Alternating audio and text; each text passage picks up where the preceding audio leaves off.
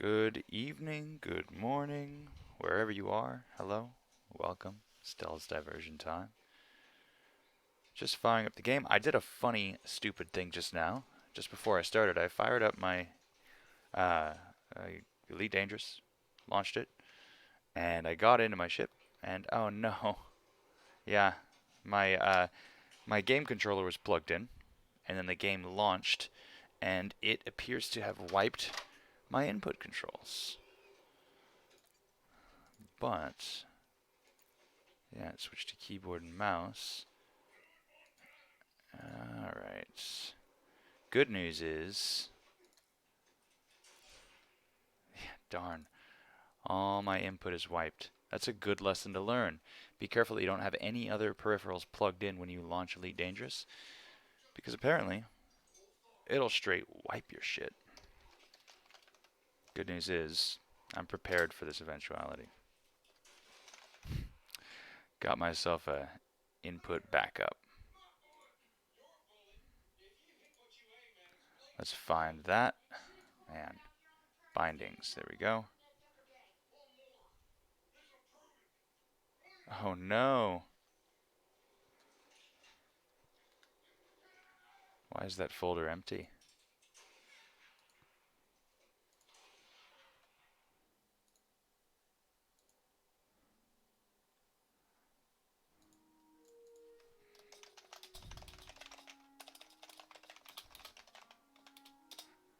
Oh, good lord. I hope that this isn't what I think it is.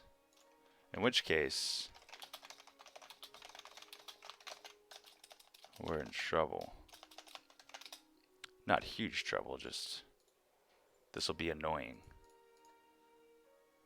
Because then I'll get to rebuild my entire bindings. Yuck.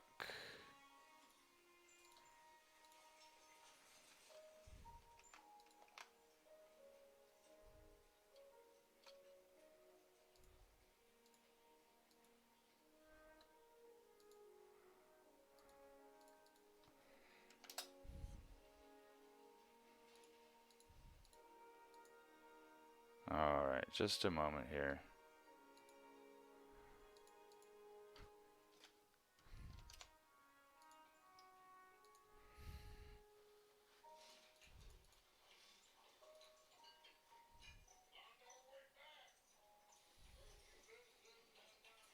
I'm very disappointed. Gotta go to my game file here.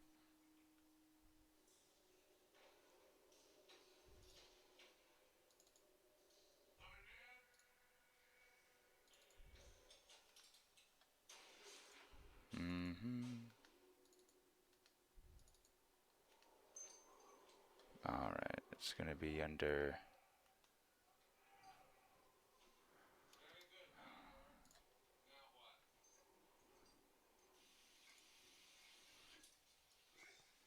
Alrighty. Local app data, that's right.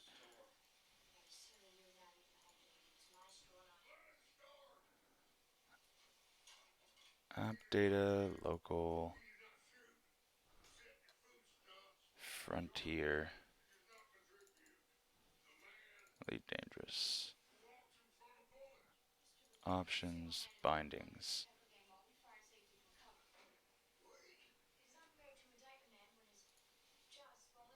Looks like I've got all these custom backup binds.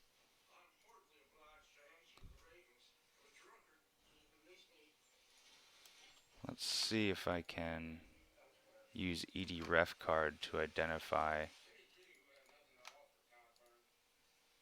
any of these binding files. Here's one from February 11th, 2018. Let's see.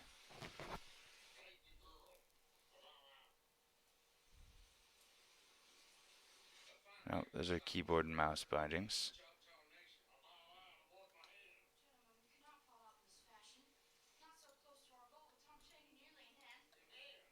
And then these custom bindings, probably not great.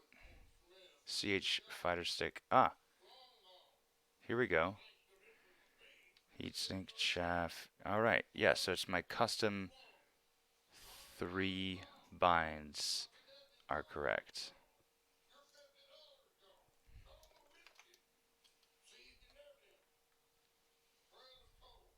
So let me show you what we got going on with that.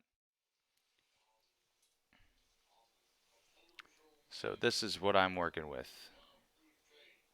Throttle and stick. Now fortunately,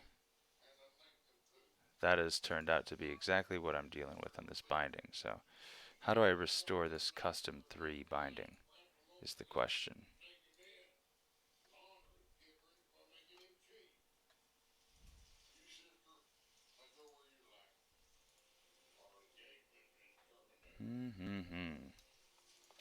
I hope everyone's having a lovely evening. I've just wiped my keybinds. So I've identified my backup. I'm going to see if it's going to be possible for me to restore that. Now here you have a good look at the throttle and stick that I like to use, the CH fighter stick and throttle. Very handy. Built like a tank.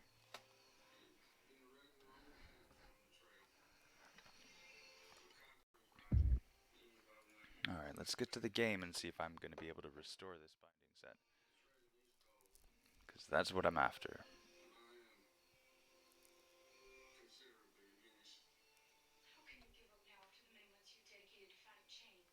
So,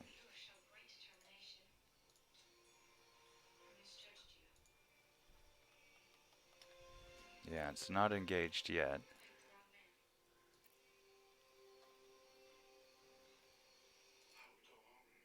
It's not generic joystick.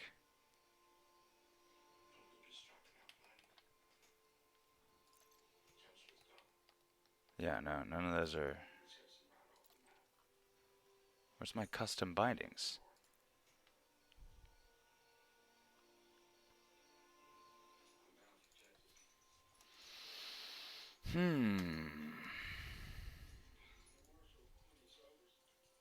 What is the meaning of this?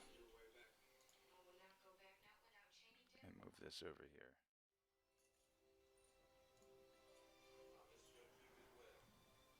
Alright, so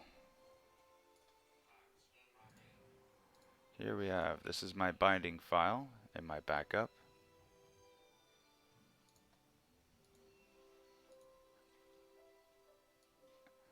Here it is, living right here. Oh, binding loading errors. Failed to find GUID for device. Vocal volume seems to be extra low. Let's fix that. The levels look okay. Alright, how's that? Is that better? Pry. Look at all these errors. I'm gonna jump into voice here so I can commiserate. Guys! Fix it, Felix. Look at my bullshit. I have bullshit happening. My, yeah, there are errors when loading preset file custom 3.0 binds. Failed to find GUID for device. So these are married to a GUID?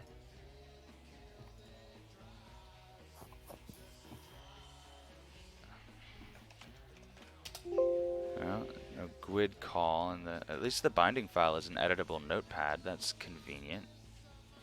I'm not sure. I had trouble logging in today. I had to close out like 3 times. Oh well, I know what I did. I fucked up big time because I launched the game with my game controller plugged in, and so that just like all of my it switched to default controller to that, and then when I turned off the game, unplugged it, and turned the game back on, it was on keyboard and mouse. And now it looks like the GUID reference for my custom binding is broken somehow. But I'm looking at the notepad file, and I don't see anything in here that references a GUID. Let's see, binding loading errors. Just looking for this device, 06. I got this little MAC address. Actually, yeah, that is a MAC address. Aha! You're gonna have to look behind to your right. There it is. So it's calling all of this. How interesting.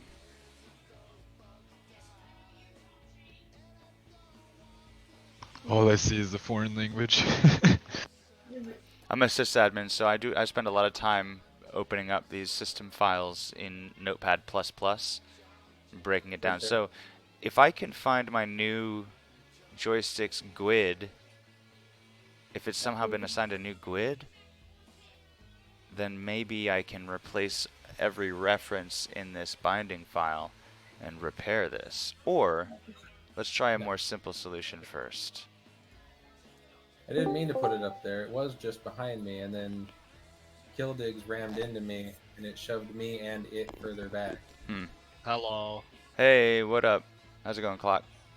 So you Good. gotta select it. Just finished my Over raid night in Final Fantasy 14. That was fun. Nice. mode.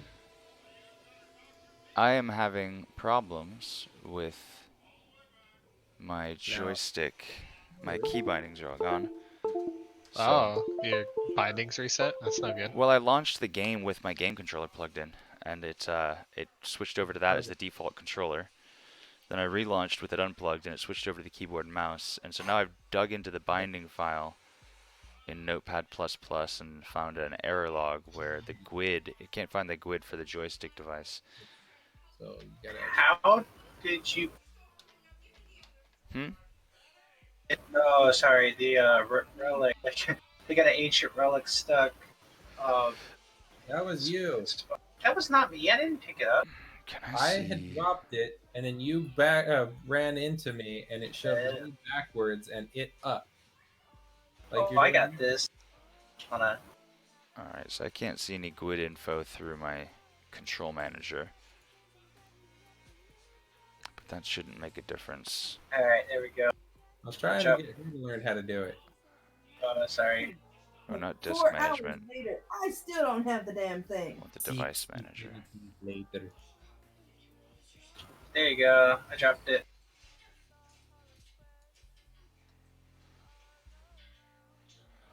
That actually really looks like a joystick I'd be really interested in. I feel like I've asked this. Does that have twist to yaw? It does not. You know what, this guy right here? Where is it? Yeah, I really Oh, it's love my behind CH fighter Is stick. that right? Turn right. Priority, do you not play with Hotens? No, I do. I just Oh. really like my twist to yaw. Yeah, I don't Yeah, have a twisty same. yaw. So there's my trying to find Keyboard, mouse, master raid. Yeah, Ah. right. CH products. Here it is. Fighter stick USB. You got a target. Properties. See Am if I I can find directly the over where GUID it here. opens? What you got? Let me check. Device installed. Started. So that looks good. Huh. Hardware IDs. Yeah, it's like right on the money. Maybe back up a hair. There? Look at that. That's correct. 068E. Oh, I got stuck. C0F3. So the GUID is still correct according to the device manager. And the throttle, I wonder if it's the same GUID. Back up a tiny bit more. Details, hardware IDs, There? That's good enough. C0F1. Commence launching of Papagora. Commencing a launch. Ah! See how high you get. Okay. One giant step for mankind. Well, Boom. I gotta stop laughing at y'all and start recording. How far did I go? I don't know. I just totally lost sight of you. Okay, so I've unplugged and replugged in my devices. I've confirmed that the GUID still matches. The MAC Nice addresses for the day. devices are still referenced correctly. So let's relaunch the game now. Jump me. Sorry. I'm going to be annoyed if I have to rebind everything. Yes, I got it. Yeah, that would be pretty sucky. That'd put a damper on my night for sure. Ah, aliens. Ooh, we might get a record. No, it's pulling me horizontally. Jesus, how far am I going? Oh shit! Oh no! I'm at 4% health. and I made it 509 meters away from Amador.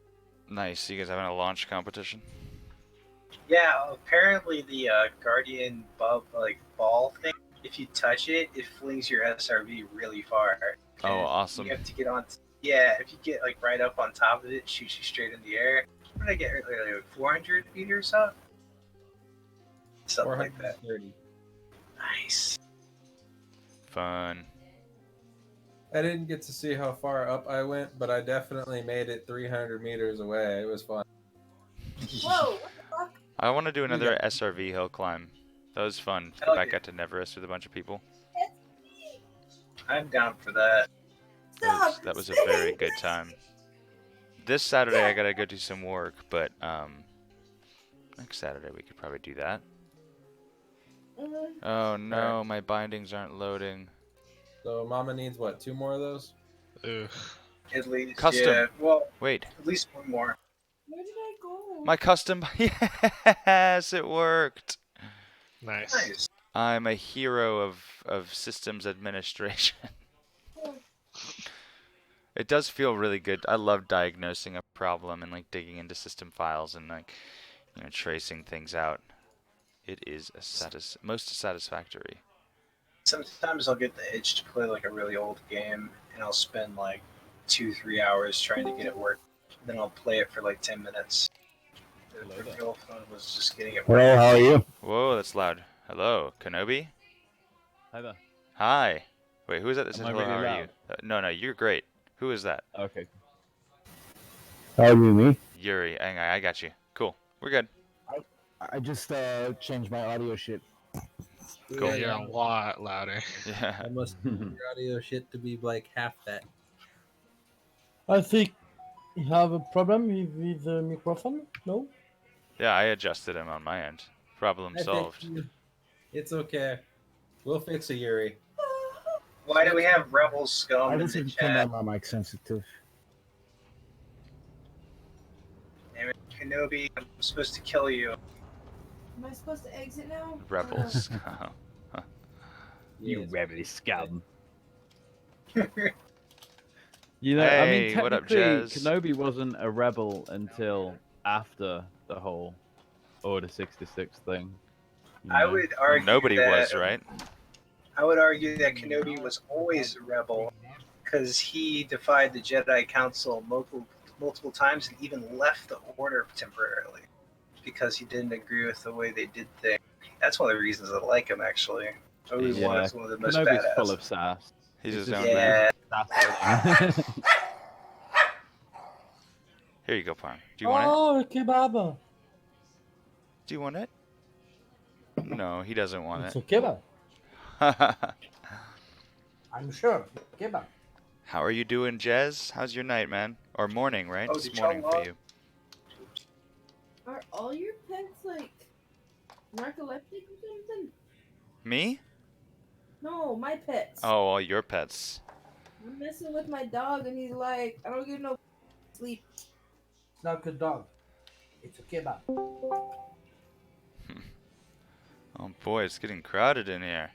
Hello, everybody. Blood. The What's voice Yeah, chat I in need the to come on Discord at is 6 in the morning busy. more often. Oh, Jez, you finally made your emotes a little less shit, but still waiting on my artist to make them proper. Yeah, that's exciting to have a new host of emotes. I just went in GIMP and cut pictures out that I had taken, and then added an alpha channel, flipped them around to PNGs. It was a pretty fun little experience. Now, here's my question. I set up BTTV on Twitch so I could load in a bunch more emotes, and I can't find them. Hey, Pigor, are you back in? Yes, I'm now entering, yes. Cool. I'm in. Oh, we're going to win this easy. So she only needs one more then? Yeah, I don't Well, really she know got shit about two it either. now? I believe that's yeah. Yeah, one more should be safe. Alright. If she needs more, she can always come back out. This will at least get her the medium rails, plasma, maybe a shard, maybe Right. a yellow rail. Hey guys, I'm gonna hop in the Oh. other channel for a little bit. I want to chat with this dude, so that way I don't interrupt y'all. Cool. I'll join.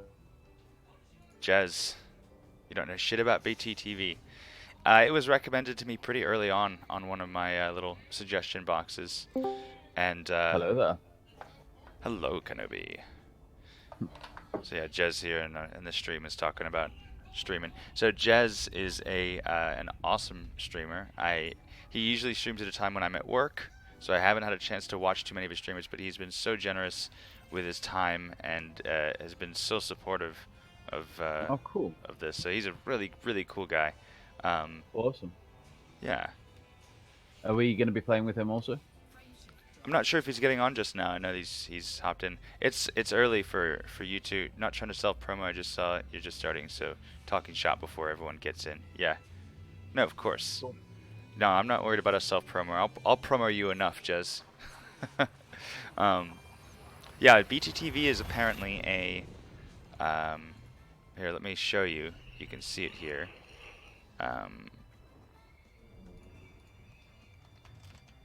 So we'll go to my Twitch, and then ooh, hang on, let's go to Stevenson so I can meet Kenobi here, and then I've got to head to a boom system nearby so I can get me some high grade emissions. Jez has to go to work in an hour. Yeah. I don't have work, but I should probably sleep soon. Oh, this Apologies for T-shirt. the Top Gun there. Oh, that's quite all right. Jez, this T-shirt of mine, it's a weird T-shirt. I actually am kind of ambivalent about it. Yes, OB is English. The Ishtar Sovereignty, our coalition of 2 squadrons, is a truly global community. So yeah, we got all kinds of accents in our Discord. This shirt, I don't know. I think it's 5 o'clock always is the idea.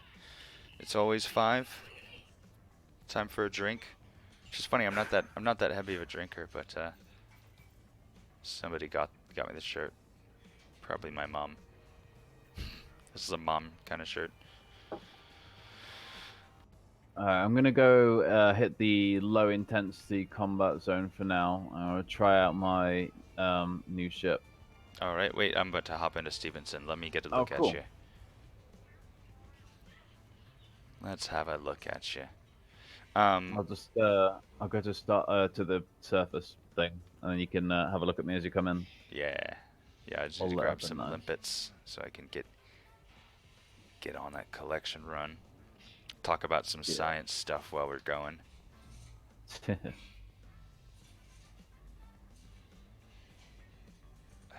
I've got. I never noticed that. You can see the chaff launcher in my Corvette. Like, you've got the bridge and the bow of the ship, and then just off to the right, you can see the chaff launcher sticking up out of it. That's crazy. It looks like an exhaust vent or something. Oh, that's cool. Yeah, they've got neat little. I like the little hardpoint designs. Jez says, to be honest, who knows what accents would be like in 3306? Would we have more or less colloquialisms?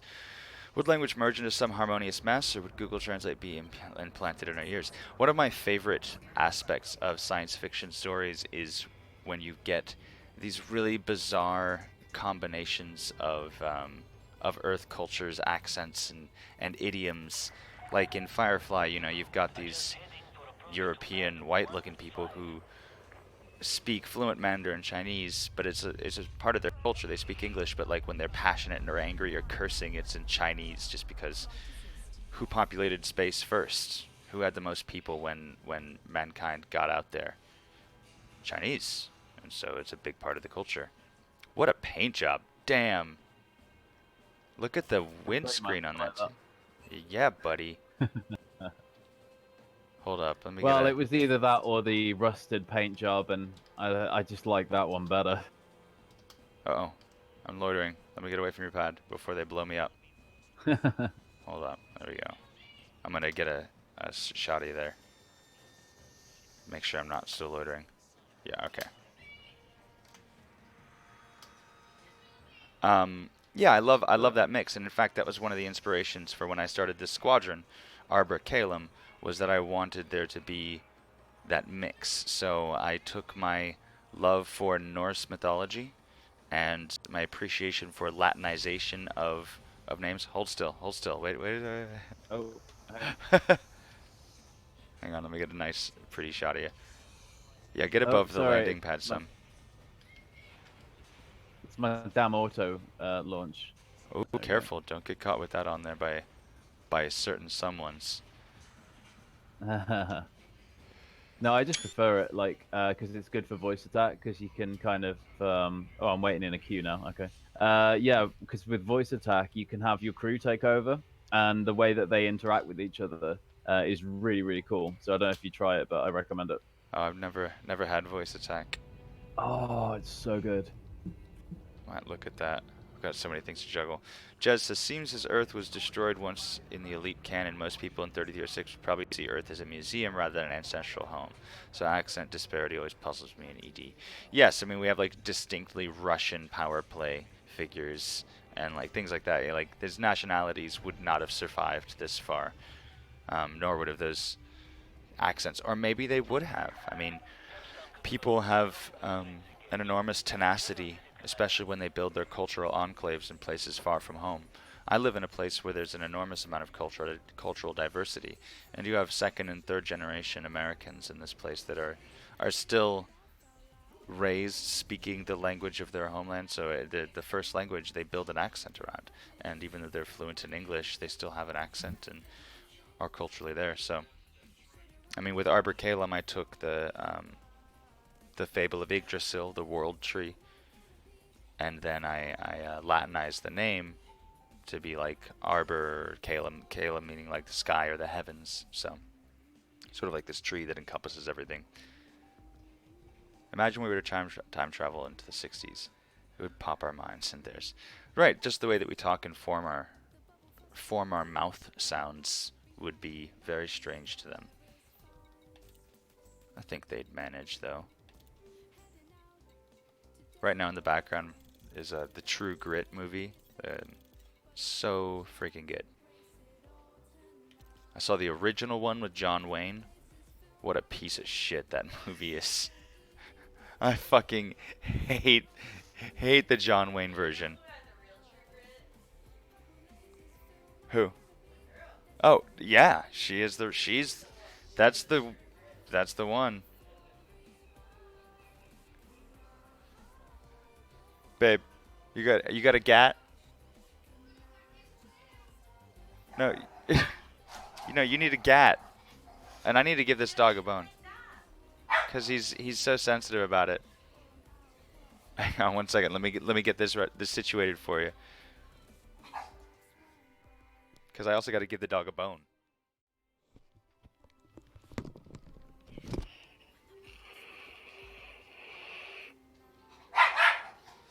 Settle down.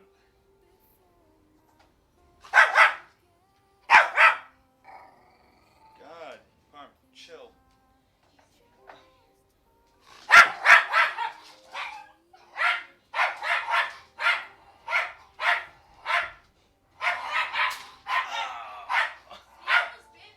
Alright, settle down now.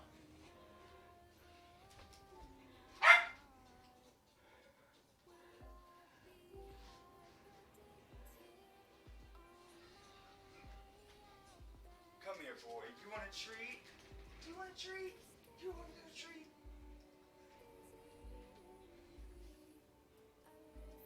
You want a little treat? Huh? You want a treat? Give me that high five. High five. Good boy now. Lie down.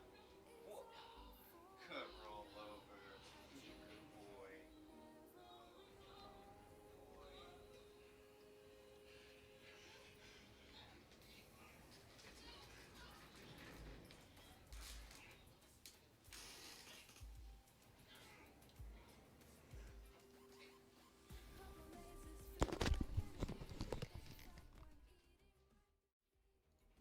All right.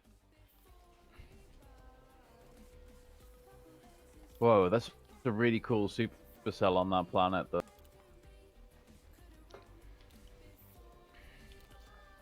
A supercell. Yeah, like a storm, big storm. Oh, cool, cool. I love those. Jez, babe, WK Jez here says that you have his full support if you want to turn that Nerf gat into a paintball gun. Wooden darts is actually what she's thinking. Wooden darts. All right, so real quick, so I'm going to quickly jump into an easy method to get yourself some high-grade materials. We're going to go to the map mode, and we're going to sort by state, and we want only boom systems. And look at that, there's a ton of boom systems, and I'd like to visit a high population boom system, so I'm going to drag up the minimum population a little bit. Remove, I mean, we're pretty near the core, so there's of the bubble, so there's going to be lots of boom systems. Who's got the nearby stations? Does Coricia? I know, the Nerf darts are going to be the end of me. 34, yeah, 34 light seconds. Piper Hub looks good.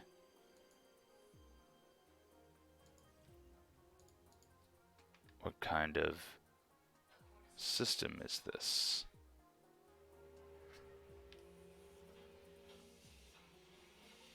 Say industrial refinery. I'd like to find a tourist spot because they usually have really good activity. Industrial refinery.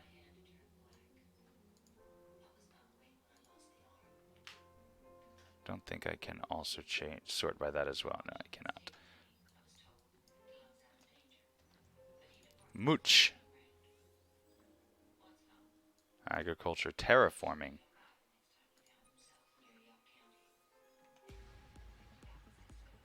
High-tech refinery. Actually, I want to go to this Mooch place again. Where'd it go?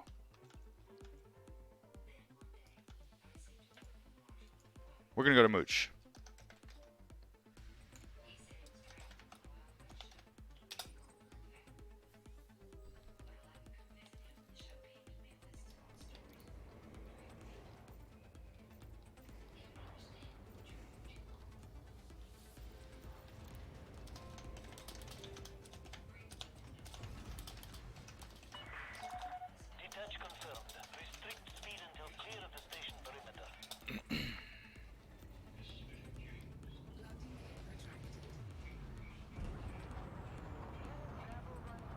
So I just saw a headline today that's kind of neat.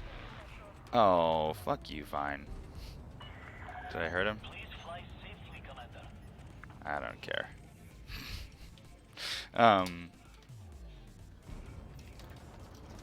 They discovered a caterpillar that can ingest plastic.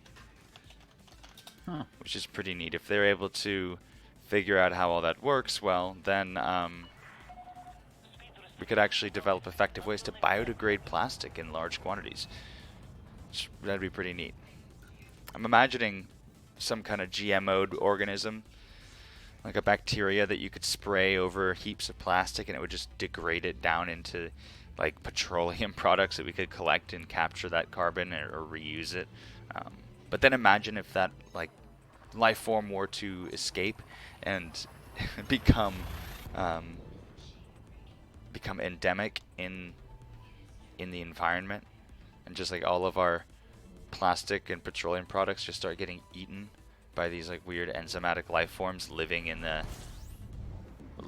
environment. Your vulcanized, your rubber tires getting devoured. Everything, it just lives in the air and just eats everything up. It'd be wild. What does a polymer consuming caterpillar poop? Coal. I don't know. Petroleum products. I don't know. Yeah, what does it poop? It breaks it down. What does it utilize? What of the petroleum? What of the plastic products does it, you know, ingest and metabolize and use?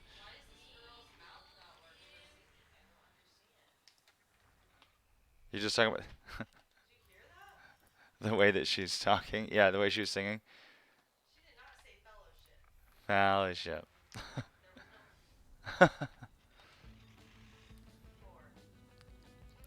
Jazz, you have Thor.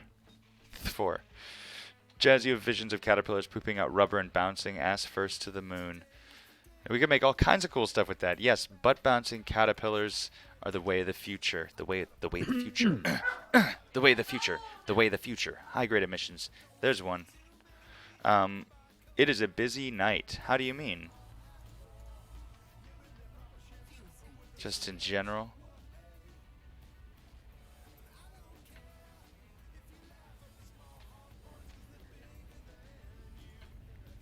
I got music playing right now from Tokoso. Really cool guy. Posted this amazing album on the Elite Dangerous subreddit a couple weeks ago. And, oh yeah, Thursday night, boy. We all got to rest because of the server maintenance, and we're back hot again. So yeah, Tokoso made all this great music, and then I sent him a thank you for making the great music for free for everybody to use, and he sent me more great music for free to use. So, what a chap, a real mensch. Tokoso, check him out on SoundCloud.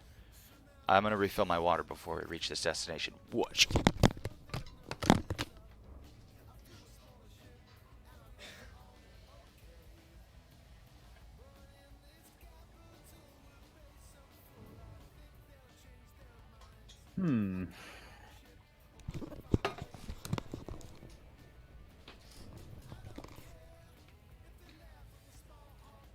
I have to say, I'm a bit disappointed with the railguns. Really?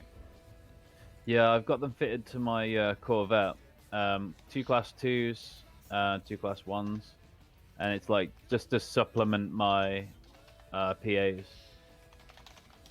And that's actually what I wanted to do with mine. I have PAs and MCs, and I was thinking about switching to rails on some suggestion, like super pen Nice. rails, so I can snipe modules. Yeah, my rails are somewhat long range. Not Mhm. super long range, but enough to have the damage fall off removed. Yeah, that's the way to go. Rails are amazing for pinpoint. Yes, and I'd love to get some more pinpoint action done. I mean, don't get me wrong, this is fun, but I've been fighting a Viper for the last, like, 5 minutes. Oh no, this is a sad story. Dog tests weak positive for coronavirus, a first Oh, I case saw of that. human to canine infection. Sad times. That is sad. Not the dogs. They're too good for that. Oh, Kenobi, Jez wants to know if those rails are unengineered. As do I. They are somewhat engineered for long range. Right. Okay. So like grade 1 engineered or something. I didn't have enough materials for everything.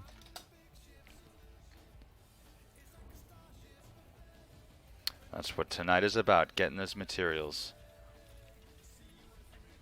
Yeah, shooting Vipers with rails is not a great bad aim idea. practice. Yeah, I was terrible with fixed hardpoints until I got plasma accelerators and started using them a lot and forcing myself to get better, so. Yeah, I've definitely had a bit of practice with the plasmas now. Ah.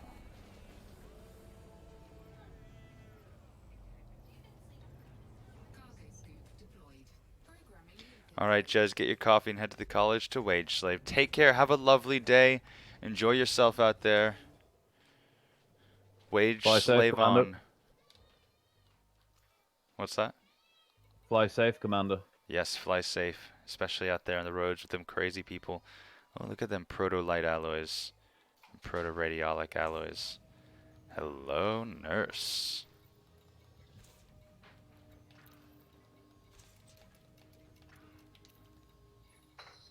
That's data.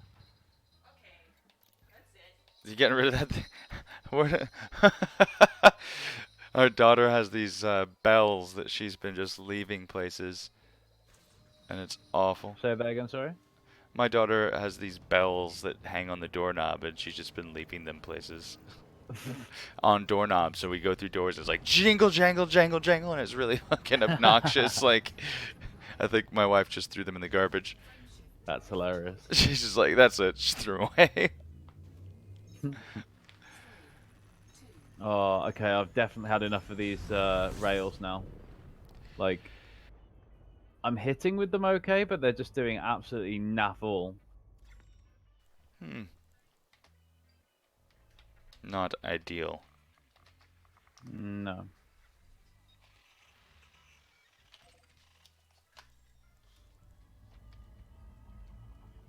Nice. There's a nice density of HGEs in this system. The idea is to get a shallow system too. If you go to a system that has a star 200,000 light seconds out and you're looking to farm HGEs, probably fully half of them are going to be way out at the secondary star. So choose one that's somewhat shallow, one system. The farthest world is 4,000 light seconds out, 3,500 light seconds out actually, so the HGEs won't be much farther than that, and then you won't have to go so far. That's true.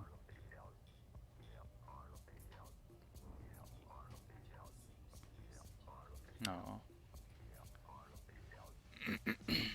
Oh, did you hear that SpaceX announced they're going to be sending humans to space next year on the Dragon capsule?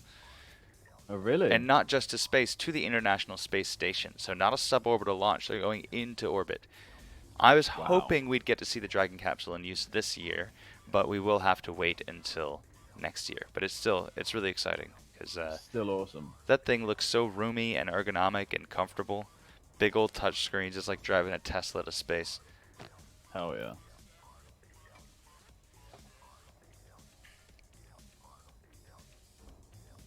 Baby steps towards becoming a Type 1 civilization. Mm-hmm. We're like a Type 0.3 right now. Really?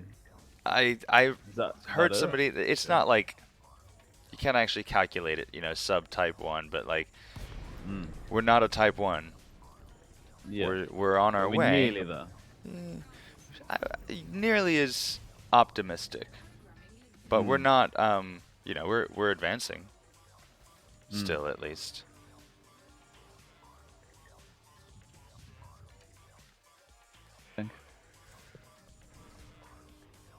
Musk is going to invent the IRL version of Imperial ships. The Starship looks like an early Imperial ship, absolutely. I've seen some of his designs, and I totally get that. Yeah. And I don't give a fuck. I like the Cybertruck. Fight me.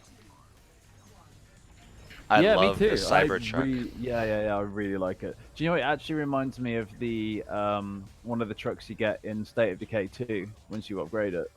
I haven't played this State of Decay. Oh, it's so good. I fully recommend that game. It's a bit like it's a bit empty in the sense that you find yourself doing the same things, but if you use your imagination a bit, much like Elite, you can. I was gonna say, all this sounds familiar. Yeah. Then you can sort of invent backstories for the characters, and it's a bit like The Walking Dead kind of thing, really. Yeah. I think, have we won yet? Nearly. Oh, I think we've got like one more to win. Sweet. Well, this shouldn't take long. No, and it probably won't take much each day to get a win in that war. It's a pretty unimportant, like, side war. And so...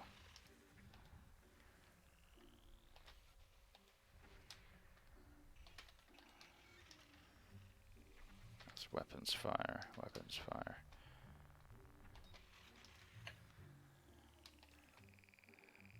Getting the hang of using FSS is critical. Oh yeah.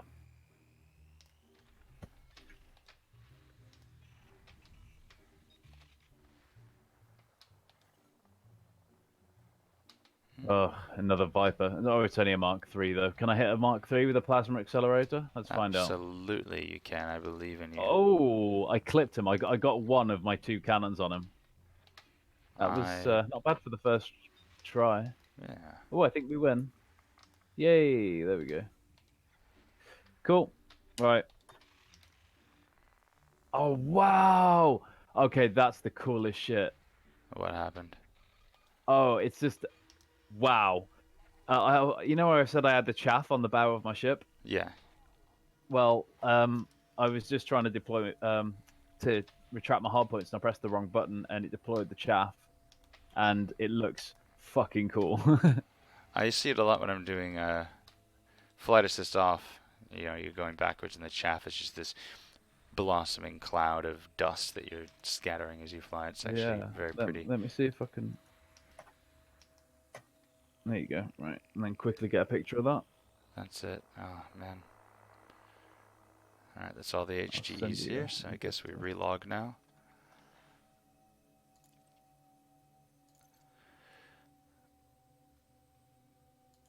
Gotta flip back and Yeah, forth. check that out. I'm not sure if that'll be a hindrance or not in combat. More than likely it will, but it looked pretty cool. Let's see. Right, I think I'm gonna head back to. Oh, that does look cool. Yeah, it's pretty sick. Yeah, pretty. Gonna head back to Founders World where I can get my gear changed up. Great. Because I don't know, I'm not. I like the railguns, like in principle, but I really didn't feel like they were packing any kind of a punch. Yeah, that might not be the way to go then. I found the article on the caterpillars. Oh, It cool. thrives when Yeah, I eating saw it on plastic. Facebook. As one of the more 50 known species of plastivores, or plastic-eating organisms, researchers hope the greater wax moth caterpillar will help us provide a great starting point to model how to effectively biodegrade plastic. So I guess this isn't new. There's 50 known species of plastivores. It's pretty cool. Neat. You know, I can't believe it, right? In that entire combat zone, I was paying no attention to who was shooting me or what was shooting me. I didn't even lose my shields at all. I love it. I've only got 3,000 on my Corvette, but my resistances are like really even. What have I got? Hang on. So I've got 3,000 shield health with 52 kinetic, 54 thermal, and 66 explosive Solid. resistance. Yeah, it's pretty evenly spread. I think my shields on my chieftain are not so great, but they're not. It's more of a hull tank. Yeah. See, I used to think it was all about absolute shields, until Killer Dark kind of explained to me about how resistances work and stuff. And so I had near on about 5,000, 6,000 shields on my Corvette. And then I was like horrified when it went down to 3,000. But basically, we worked out that I was like minus 20% with the 5,000 shields. Yeah. And then if you look at the resistances now and what it equates to, it basically equates to the same amount of shield as I would have had at 6,000. Yeah, that's probably at a lower power demand too, huh? Well, yeah, I think so. Although they are prismatic, so maybe not. Am I gonna have to go to different systems? Faster recharge rate though, because it's less megajoules, so they recharge faster. Aha. I mean, 6,000 megajoule prismatic shield. That's gonna take a while. Yeah. Yes, it will. So glad I got the prismatics though. Finally.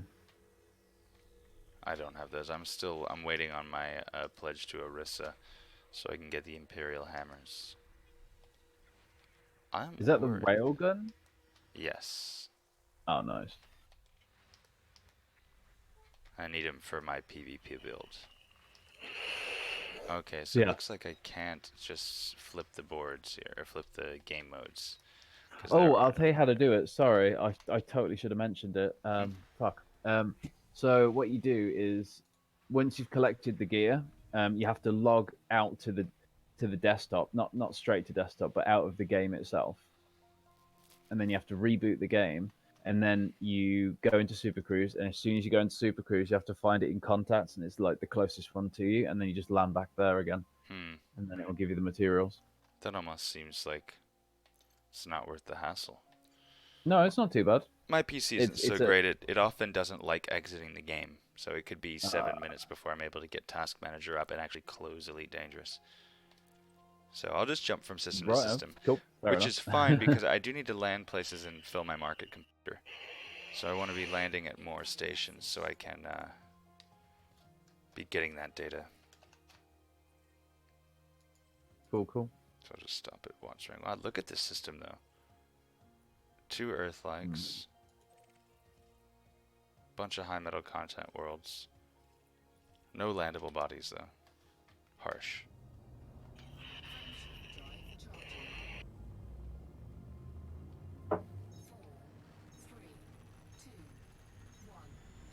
I have to say, I love the way the Corvette feels. It just handles like an absolute dream. I still don't own one. I, on the whole, still say I prefer the Anaconda. There's something magical about that. There really is. I do love And, the Anaconda, yeah. oh, so good.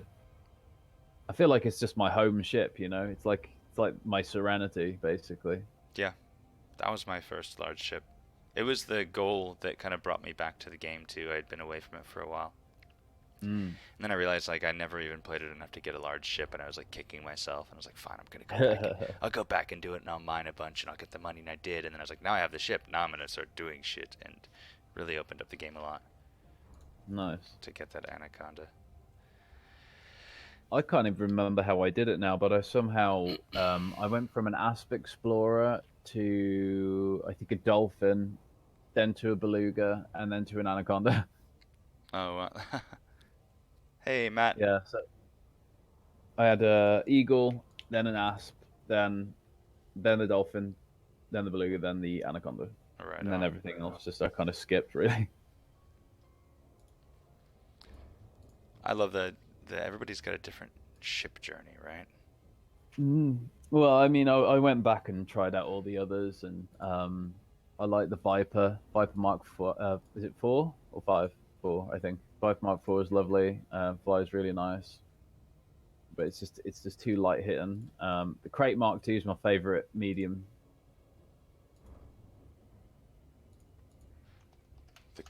I mean, I love my Chief for PvE. It's such a delight to fly. The Python is so versatile. Oh, Matt, I Yeah, didn't install the other Steam transition yet. Stream transition. Hold on, let me land and I'll do that. Yeah, apparently the Crate's just like a Python, but a bit faster, and apparently it's slightly better in combat, but then the Python beats it for multi-role. Yeah. Yeah, the Python multi-role capability is second to none. It looks like my Discord is working. So, Matt, before you go, do I have to change any of the timing settings, or can I just replace the file?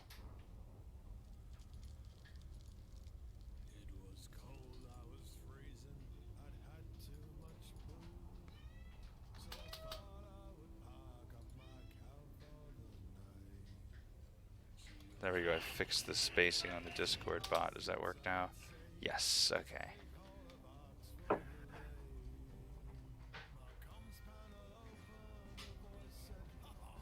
There we go. Discord's up and running now. The reaction robot is working.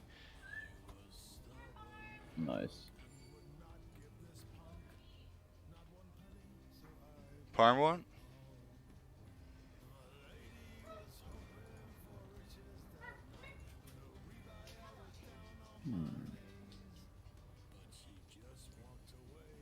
I'm gonna download this transition that Matthias here made me. Yeah, he made me a really fun one. What's this, sorry? Oh, Matt Dark Pro there made me a fun transition for my stream. I just cool. gotta find it. He DM'd it to me. It's the Discord I don't know bot. anything about all that nonsense. I can just about stream on Twitch and on Discord, and that's about it. There it is. Yeah, I taught myself a bunch of fun little tricks as far as making emotes and things. That was fun. Cool. Okay, so there's that, and now I can take this transition file, edit it, browse to Del V2.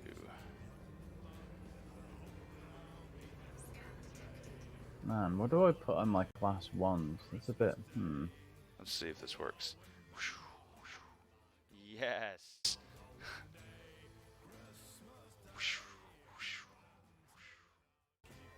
Except the... Oh no.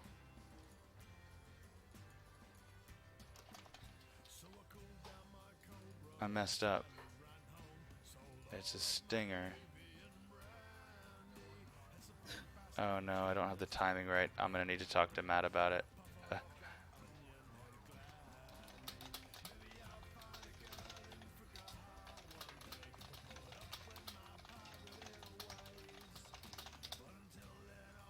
Alright. Well, I deleted my current transition, and then I lost the pre-config, so I gotta change the settings on that a little bit. Hmm. You're on course, Commander. Ground crew are on standby. Landing permitted. Prep for arrival on landing pad. So my latest goal, like my side goal, is to just be landing at lots of markets and just getting that market data. So when it's time to make sales and everything, I've got all the market data on my ship computer, and I don't necessarily have to rely on EDDB for too much.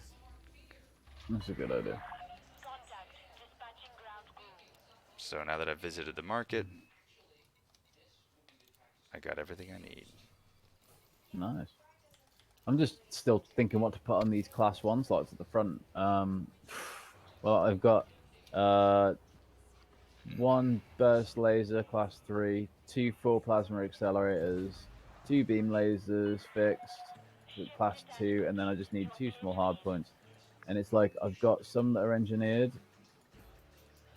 That's long range burst laser.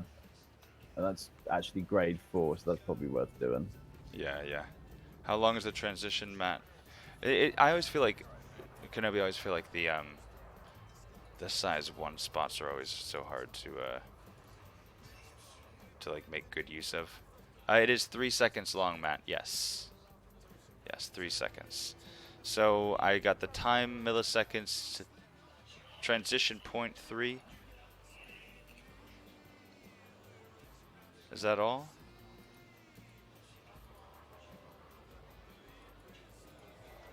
Or does it transition in the middle? Like, should it transition it? Is that what transition point is? It like at what second in the... Oh, milliseconds though, so 3,000. Okay, so right in the middle is when it actually cuts. That's what that means. I get it. So at 1500 milliseconds, that's when it makes the transition behind the animation. Okay, so there's that. I'm doing it. What a fun transition. That's great, dude. It's back. Whoosh, whoosh, whoosh. Cool. Thank you so much. That thing's awesome.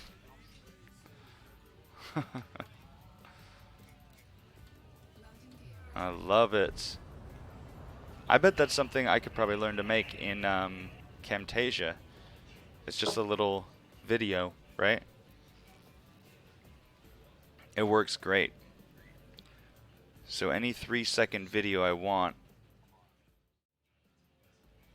or however long I want it. 3 seconds is nice.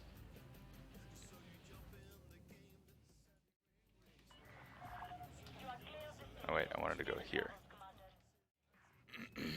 Fun. Thank you so much, Matt. You're a star.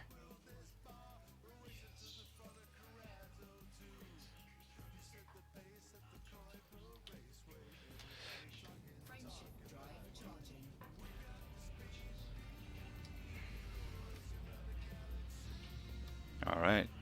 I'm just hopping from boom state to boom state looking for those HGEs. That's my goal right now. Yeah, it's fun doing that actually. It's my first time in a long time trying that. Oh, I feel like my loadout's a bit better now. What did you do? I've got the 2 huge plasma accelerators, and then I've got a long range class 3 grade 5 engineered thermal vent long range beam laser. Then 2D beam lasers, which are both long range, I think. Yep, but only grade 1 long range for those. And then burst lasers, which are concordant sequence. And you know concordant sequence, how it recharges the wingman's shields? Yeah, I gather it won't recharge enemy shields. that's right. Cool. Yeah, that's fine. Yeah. Yeah, I figured this is gonna do much better. I'm excited. And just for shits and giggles, do I have a fighter bay installed? No. Should get one of them. I should, but it's like, oh, I don't know, because I've got all my hull reinforcement, which is engineered and all that. Yeah. I love my HRPs. I could get rid of no. I could get rid of my cargo rack. There we go. What's that doing in there? There you go. Yeah. Who needs it?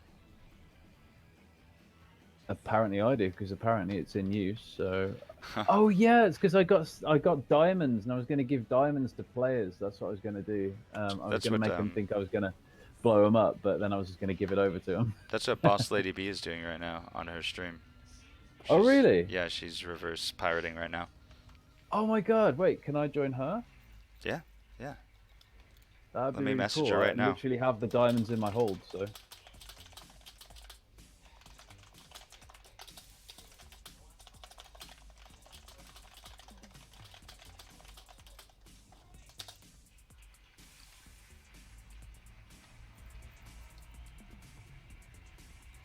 One 138.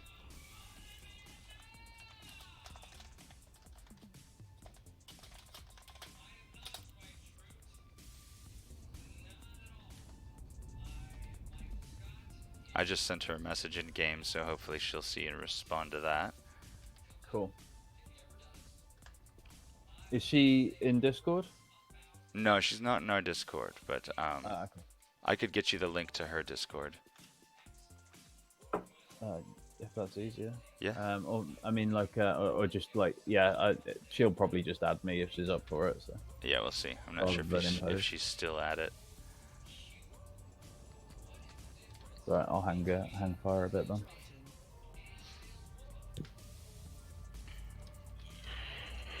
Night priority. I can't believe I just haven't slept all night. I just couldn't sleep, so I was like, oh, I might play Elite for a bit. All night? Good lord. And I have chronic fatigue syndrome, so that's a bit weird, but it does happen sometimes.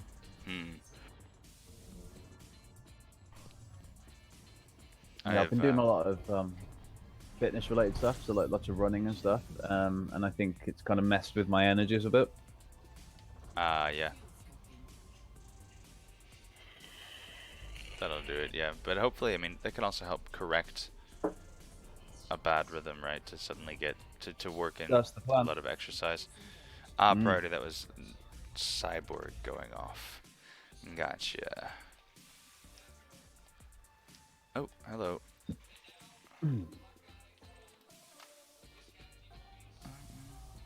Some of this music is so good. It just reminds me of like, I don't know. It just reminds me of stuff. Which music, sorry? Oh, The playlist. yeah, on the stream, the Tokoso's playlist. Oh, cool. It's very good. I should share all those music files somewhere. I'll put them up on my Discord. Yeah, go for it. Yeah, go for it. I got some like Battlestar Galactica style music going on. You know, like with the kind of, I forget what they're called now, but the Chinese drums. Oh, taiko. That's Japanese. Yeah. Yeah, I was in a taiko drum line for a little while when I was in. I went to some strange high school, and I learned to taiko drum. That's so cool. It was fun. All right, well, I'm gonna go to the CZ. So if she replies, let me know, and I will be right there. You got it. There's my Discord link. It's public and available now. Hooray.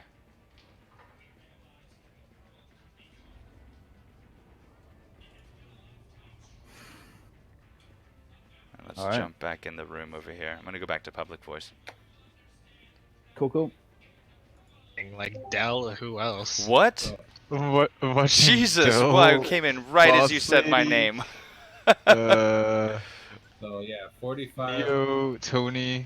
7 beta, and I keep fucking hitting left and getting rid of it. Is Tony streaming too? 15 delta, 18 epsilon, 30 Oh, gamma. Del, you're doing Get fun stuff. Oh my Hold god, on. so fun. But I can't see it. I was reading about That's these. why I posted Yeah, that it's the target. screenshot. I was just like, my brain hurts trying to balance all this. And it. Oh Alright, my I'm gonna god, skip dude. this key. Hold on, it's gotta close first. Oh, this is interesting. Caffeine boosts problem-solving ability, but not creativity, study indicates.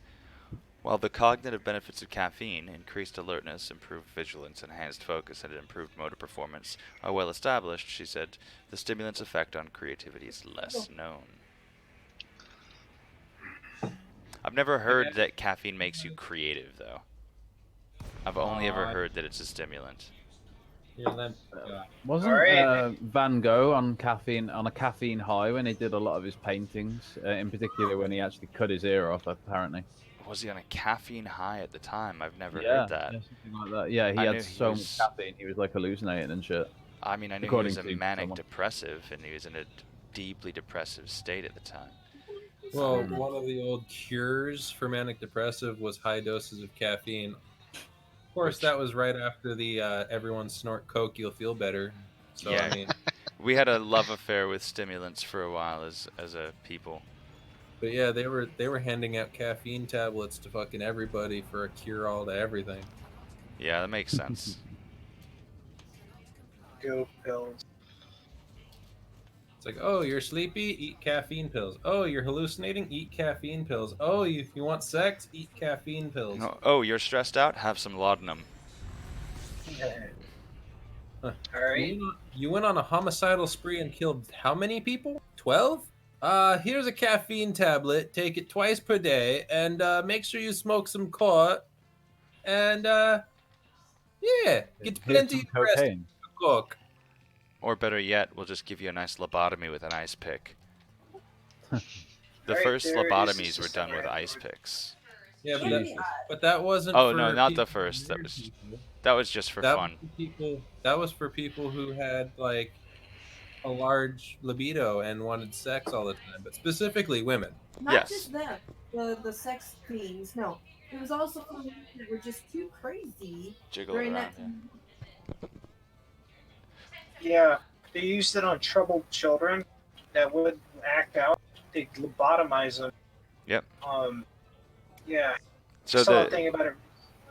I heard a great podcast about it, and they talked about one of the guys that like pioneered the practice, and he would travel around the country, and he was like a showman, and he got so good at doing lobotomies that he found a way he could just slip an ice pick into their eye socket and do a little jiggle, and he would just scramble the frontal lobe with the tip of the ice pick, and he could do lobotomies in 10 seconds or less. Wow.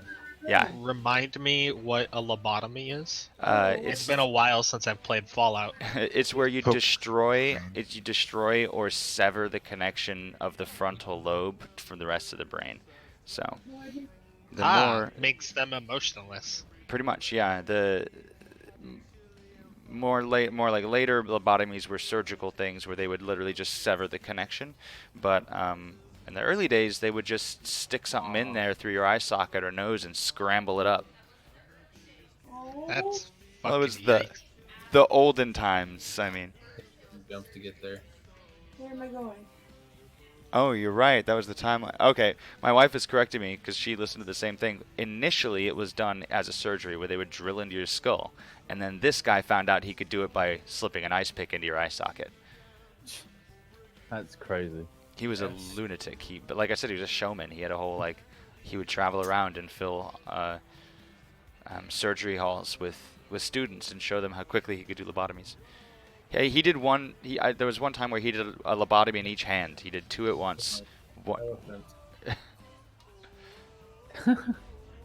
I've never heard of medical showboating before. That is crazy. You do a 360 no scope lobotomy. 360 no scope lobotomy. 420 That's- blaze it. That's terrifying. Just the idea of fucking lobotomy is fucking scary as shit. It dude. is. It Like, is. why would you trust anyone to fuck with your brain, like Well, you on wouldn't. a physical It's like thing? It was not usually it's not very. voluntary. I'm not sure how accurate this is, but like they still sever the two hemispheres sometime of the brain to help people with severe epilepsy, like life Oh well, threatening. yeah. Not only when that, it but comes... they'll just cut whole parts of your brain out. I heard an amazing story about that where they had this guy who had severe epilepsy, and they were going to give him the surgery to figure out what parts they need to cut out. So they opened his head, and he told the doctor, well, the doctor told him that you may lose some things, you may lose some functions when we're done, but you won't have seizures anymore. He was a talented musician, so he's like, but if you can, save the part of my brain that does my music. So they get his head open, and the doctor has an electrode, and he just starts applying it. He tells the patient to hum a tune, and while he's humming, the doctor applies an electrode to different parts of his brain. At any point where he stops humming, when the electrode touches, he would kind of mark that area out and be like, all right, we're not going to cut that area. And he just mapped out the part of the guy's brain that was active while he was humming by shutting out different areas with the electrode. And then they were able to cut out those parts of his brain, and he retained his musical ability.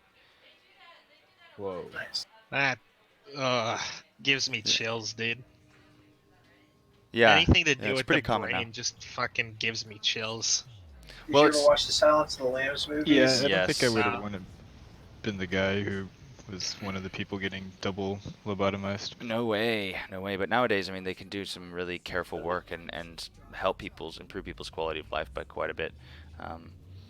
That guy who had the surgery on his brain, it had some very interesting effects later. His the part of the brain that he did cut out was a very important part that helped control his inhibitions, and he actually changed a lot as a person after the surgery, for the worse. It's a whole story I won't get into, but he did stop having seizures, and he retained his musical ability, but he gained some other qualities that, or rather, he lost qualities that were probably good ones. Like his humanity. Yes. Well, not his humanity, so to speak, but Morals? yeah, that's probably a good way of putting it. He lost his not assholeness. Yes, so to speak. It was a really good Radio Lab episode. I listened to it years ago, but yeah, pretty wild. Are you in the planet? Are we landing? Yeah, we're landing on the planet. That's why it's not dropping me out and I just flew past the planet. Okay. Yep. It all becomes so clear. Another fucking planet. Ah. It's okay, we won't be here long. But it's the landing part that pisses. It takes me forever. While y'all are landing, I'll be right back. Where are these darn pharmaceutical isolators? That's the one thing that I really am low on. These darn planetary structures. Bah. Hey, at least I'll be really good at planetary by the time engineers. That's true. Yeah, you will. First time I tried to land on a planet, I went into the rock. Nah.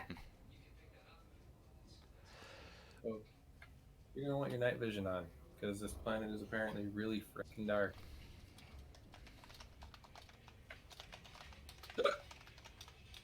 Did I just spell pharmaceutical correctly? I did. You get them from outbreak systems. Only Outbreak? Are they the high-grade emissions in Outbreak? Yeah. What I ended up doing was, because I couldn't find any, I just went to a Federation system, grabbed as much core dynamics composites, and then just traded them in. I think Is I that a used to have mission luck reward? finding them in anarchy systems and killing miners and Core, hazards. Okay. core dynamics composites are stuff you get from high grade emissions in Federation space. Hmm.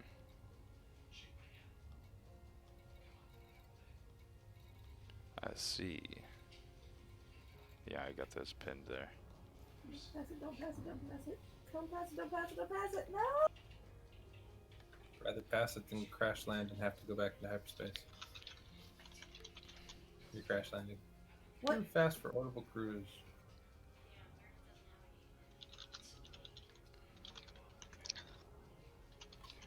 I turned on my night vision. Where the hell?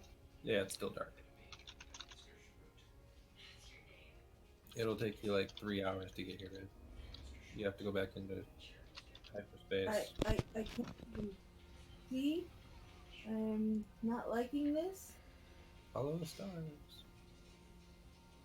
Oh, neat. Earlier we were talking about dark matter and how it might not exist. So there's a new possibility for light quark dark matter.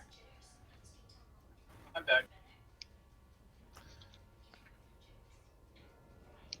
Mama has to go back into orbit in order to come back down from orbit properly.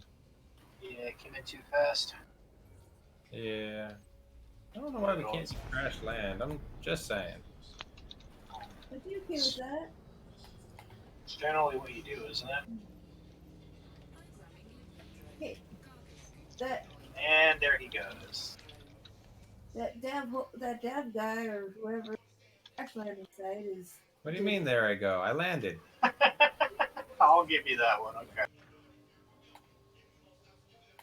Alright, can you drive over to Maconda and I'll give you the other key so you can have two and I'll hold the other two until we need them. So this paper here basically says that it's proposing a different particle that would explain for the mass that dark matter tries to explain. They call it the D hexaquark. Yeah. So the abstract says, despite many decades of study, the physical origin of dark matter in the universe remains elusive. In this letter, we calculate the properties of a completely new dark matter candidate. Bose-Einstein condensates formed from a recently discovered bosonic particle in the light quark sector, the D2380 hexaquark. In this first study, we show how the stable... Sorry. No, you're right. Ran away. I'm coming to you. I was behind. I'm near your ship. Oh, I'm coming back. You Okay. literally ran past me. Over. It's fine. They're just showing how this hexaquark could form in the early universe and possibly be the dark matter that they're looking for. This is the dark matter that you're looking for. You got the other one in your inventory already? Nope. Alright, I'll give you both of these then. Alright, take both of those. I'll pick up the other one from my ship. Damn, those things are fucking bright. Yes, they are. Alright. So once you use those two up, you got the other one in your hold you can use, and I'll hold on to the one from Mom.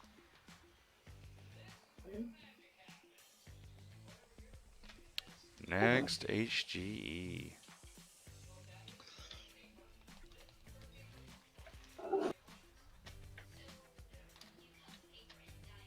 Had a very busy today.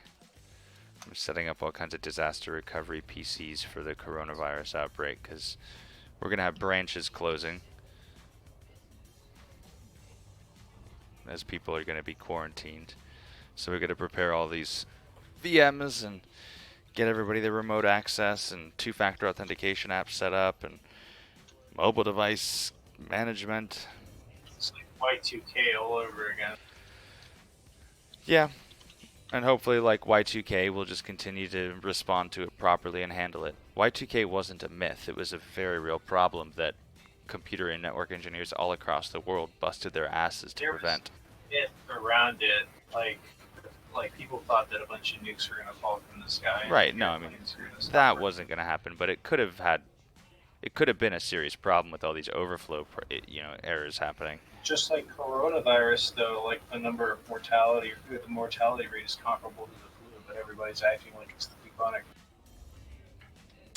It's just scary because it's new, and people aren't Yeah, ready for it. But I the mean, media is sucking it up. yeah, yeah. It's I'm glad you guys are preparing for it though, just in case. well, and it's talked about this the other night too, where it's like epidemiologists have to walk the line between over preparing and being seen as hysterical, and under preparing and being seen as negligent, and then the media fucks all that up and just does whatever's the most shocking. So it's like, damn, there's nothing that they can do that's the right thing to do. Yeah, yeah. I mean, you need your administration to react responsibly, though, which it doesn't, so that always makes it harder. Okay, there should be pylons around here, just like at the last one, if I remember this right. I don't understand why every time an autonomous vehicle kills one person, everybody loses their goddamn minds. Yeah, I know, right? It's fucking stupid. If I told you that I had an invention, listen, guys, I've invented it. I've done it. I've got an invention that will change the world forever. It'll improve economy. It'll alter the face of the planet and humanity for the rest of history. But I promise you, it'll kill about 100,000 people every year. It'll kill 100,000 people every year. I guarantee it. You're replacing an industry that kills more than that, though. So. Well, I'm like, just talking about cars in general. Just automobiles Yeah. that humans drive. We murder each other constantly on the road. Yeah, I think about that sometimes. Like a bunch of like multi-ton vehicles, like these big ass trucks hurtling down a highway at 70 miles an hour. Isn't it or passing amazing? Traffic. It's yeah, or passing amazing. traffic within like a car length way with a head-on collision would be like a total of 140 miles an hour. It's just wild to me. Think about Thomas Jefferson sitting in your car. Yes, and he'd be imagine- shitting his pants. Exactly. Be Um, faster than he'd ever gone. Yeah. Well, when the automobile was first being rolled out, people thought that if you were to be in one of those going too fast that you would die. It would literally suck the air out of your lungs. Women in particular were not allowed to be in any motor vehicle. It was thought that their delicate constitutions wouldn't be able to handle the speed, and it would literally drive them insane. Your women would lose their minds. They would turn into gibbering I know some women who go fools. crazy. I know some women who go crazy over speed. Well, they were saying their vaginas would fall out, like their bodies would disintegrate because they're too fragile. To be fair, they didn't have proper shocks and they had a lot of bumpy roads. So, Well, yeah, but Break their hymen that way. nobody's vaginas fell out. I think that just proves that men have been thinking with their penis from the beginning of time. Forever. I mean, look at the first woman to run in the Boston Marathon. She got like assaulted by men who were so fucking shook that a woman would want to compete. It was the organizers, right? I mean, like, they were so threatened. Such small men. I have met some women who enjoyed a nice bouncy Ford truck on a bumpy road. Hey, Yep. And and, some of them and love well it, should they. At least temporarily. Did they have big tits? Because that would make a difference. It Well, does. yeah. Alright, so Well, they what can did I enjoy come it. into? Hurt. What the heck? Self-driving cars, didn't you, Gab? I just joined in here, and all I hear is about big tits and people disintegrating. I'm like, what the hell? Big tits, people disintegrating, and self-driving cars. Hang on, I'm changing the stream title. Machine gun jumbly. How did I miss those, Machine David? gun jubblies. Oh, fembots. I loved fembots. That was a scene when I was a kid, and I was like, hello. This better not awaken anything in me. Robosexual. Is that a real thing? Oh yes, everything's a real thing. This is the future, my friend. And Hitler would be ashamed of you and your robosexuality. Nature would be ashamed. No, Bender. Oh, Bender. Bender doesn't. Yeah, wait, doesn't he like robosexuals? Or is he against a human robot relations? He is against it because Fry was part of it. Oh, yes, that's right. God, I love that show. Yeah. I know too much about that show. I'm There's sorry. well, no, we have it on as like a bedtime show. When it's not Golden Girls, it's Futurama. Wow, that's extreme. Um, It's pretty great. so we need some Elite Dangerous. Leroy! Nice shooting. You like that? Yeah, That's Matt cool. Dark. We're talking about Bender. My daughter would sing the Futurama theme song like, what would she go? Bender, Bender, Bender, Bender, Bender. The Bender Show. The Bender Show. Yeah, it was the Bender Show. You should record that and send it to the creators. Thank you for stopping. They might bring it back just for her. Just for that, yeah. All right, we'll do the Bender Show again. They'll go out and blow a horn. All I want is a spin-off of the Bender Show, like his escapades. I mean, I just want Spuds McKenzie. So we playing Elite Dangerous or? I'm playing Elite Dangerous. I'm I playing think Elite I Dangerous. think I think everybody here is playing Elite Dangerous. Yeah, you even got As I mine. see someone play. Well, Mom was playing Dangerously Elite, you know. Hey. I would say something, but I'm gonna avoid that one for now. I think she's put more bullets in me than she has in the Guardian structure. Oh my god. Do not vandalize the ancient structures. They're cultural tried to- artifacts. I find Try to like remember- everything that gives out to me. Try to remember where these pylons are so you can activate them 3 more times. Matt, I think we're Wait, good, so- my friend. Thank you. You're awesome. You're a freaking star.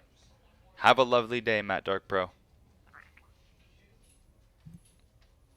I It's always need fun. to synthesize everything again. Give me I a minute. might jump into the war to try to help out. Which side we helping? Noble? Noble. That's right. Alright. Yeah, I'm gonna get 1 or 2 more of these sites, and then I'm gonna head over and do one of those too, because We should go like hardcore, get all of Arkham just sitting there constantly attacking.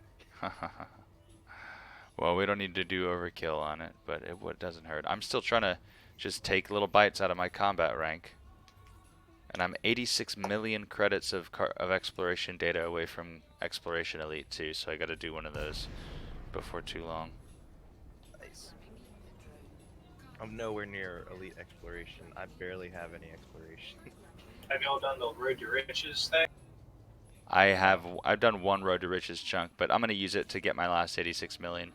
I think it was like a 59 jump loop got me something like 58 million credits. So I'm 15% into Ranger, and I've never Road to Riches, and actually don't plan to. well, I mean it's really fun to find your own stuff, but if you just want to like get concentrated Earth likes, then Road to Riches is the way. I just went out to Colonia twice. That's all I needed to do. That whole little extra. Yeah. Yeah, yeah. I need to. One, I'm gonna go and ship my trading T Type 9 to Cios. That way I can work on getting the Fed rank through trading. And then I'm going to go and use the ship that I used to travel all the way back out here to get back over to Nemehi or Jameson. All right. I just thought about it. I'm online. This might be interesting. You're online. Like on the online mode. Open. Open. Oh, okay. Oh yeah. Oh, yeah. I'm always It's in the only open. way to play. So if I go on Jameson, it's gonna be a fun time. Maybe Watch you out might for gankers. you might not see anybody. I mean, 2 out of 3 times when I go in there, there's nobody there. I Someone usually. said it, Bubba, huh? Hmm? I thought someone said I bumba jumped or something like that. I was like, what? No, I'm at Jameson right now, in open, and there's like no one's really stopped me, and there's not many people there, to be honest. Yeah, it has peak times, but I think this is not one of them. Yeah, you good, man. I mean, I am in a Corvette, so maybe they just thought, oh, let's not mess with that guy. I don't know. Nah, probably not. I think the Orca gang is sleeping. I doubt that very much. That's probably wishful thinking, but Yeah, what no. the heck? I mean, I wonder if my dangerous combat They rating would be more scares. attracted to it for the challenge. Oh, it's like, oh, look, a Corvette. Yeah. Yeah, I am only expert ranking right now, so. Yeah, they'll weigh that against you for sure. Ah, well. Stream They can try. Wow, this is a system. I did have my account transferred from Xbox, so I have far more combat experience than what my suggest. Stupid white Come on, dwarves. Mr. Type 9. Jeez. It is a beautiful neutron star. This is a nice one. It's so slow and stable. Is it just me or the FDL shields take so fucking long to charge up? I don't know. I actually have never had an FDL. Oh, I came back and heard FDL. What are we talking about? Their shields, are they always so, like, slow to charge up? It's because they have so much fucking shields. Their shields are so high. Yeah, that, usually it takes forever. I know when I fight FDLs, all I need to do is take their shields down once, and then they're dead forever. They never regenerate their shields before I can kill their hull. At least the way the NPCs build them.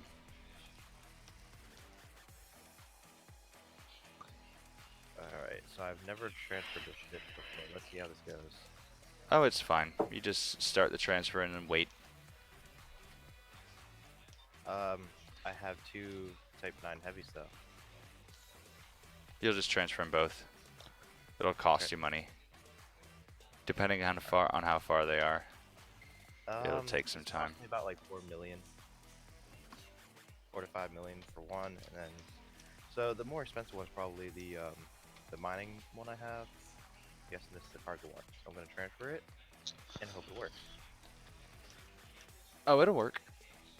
Oh, I can see everything. Alright, cool. Yeah.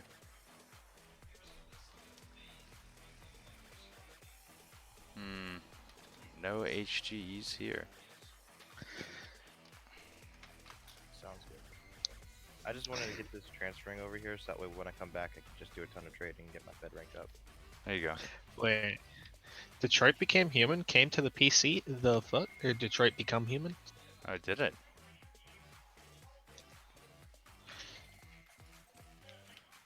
Killis said they came to the Epic Store. Yeah, it's on the Epic Store, but I've wanted to play those games ever since I've heard that they came out. Yeah, Mainly, not really Heavy Rain, but Detroit Become Human.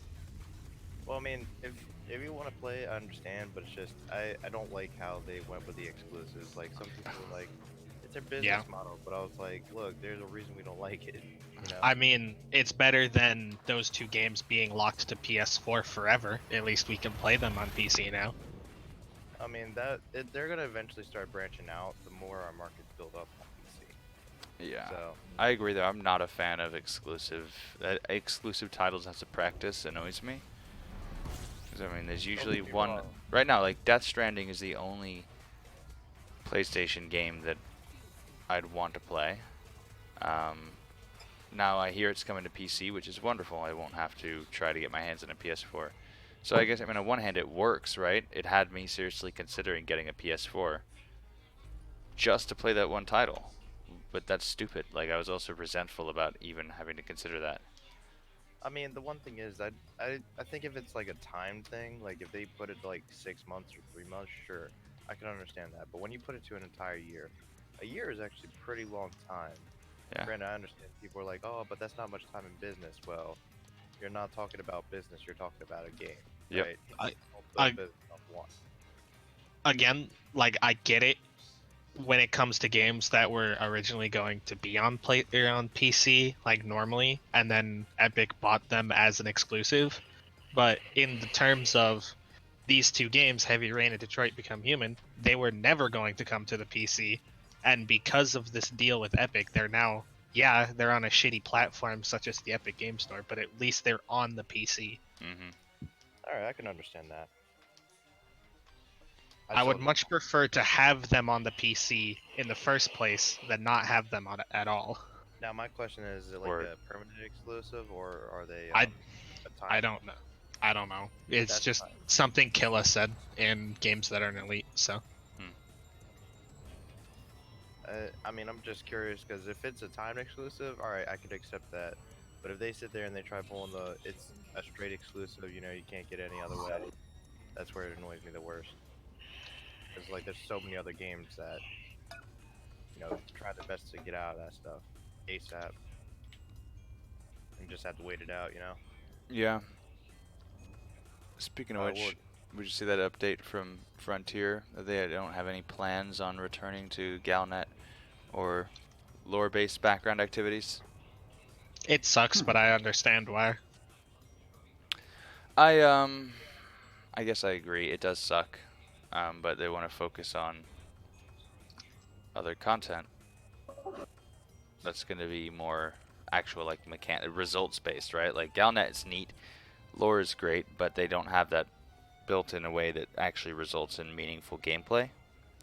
It's just flavor. Yeah, I agree. It's just flavor. No, it sucks because it's flavor that's desperately needed, that's already there. Like, Drew Wagar is there. He wants to pump this game full of that lore, but... I thought it was really cool to be able to, like, when I played beforehand, before I took the huge break, I'd come on and there'd be, like, a bunch of new Galnet articles, so I would just put them on autoplay and then they would just go on and I'd listen to them while I was doing whatever. Right. I thought it was a cool feature, but I'm not like remiss that it's gone. I reckon someone else will pick up that, to be honest. Like, someone will probably say, well, why don't we do this? And, like, for free, probably. And, you know, some hardcore players will do it. There's already so many like YouTubers that make news, like the Burr Pit and Obsidian has 3306. I have a feeling that somebody might make their own sort of like plug-in for like ED or EDMC or ED. Is it EDDI? I think it's the other one. Oh yeah, that. Yeah. Somebody will probably make a program and have like player submitted news like that. A question: can you guys hear anything on my end? Like any feedback? Because I've tried to mess with the sensitivity and knock a little bit of it out for the chat. I haven't heard anything yet. Yeah, I haven't either. You sound good. I was just trying to make sure because I was hearing some echo and I was making sure it wasn't my mic. But oh.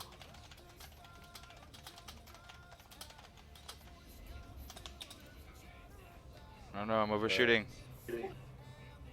But I will say one thing. I kind of will miss the Galnet. I actually did like it, especially when I was like playing alone. Yeah, I enjoyed it a lot. You just sit there, throw it on, you know, hear the background of them like talking about just random things.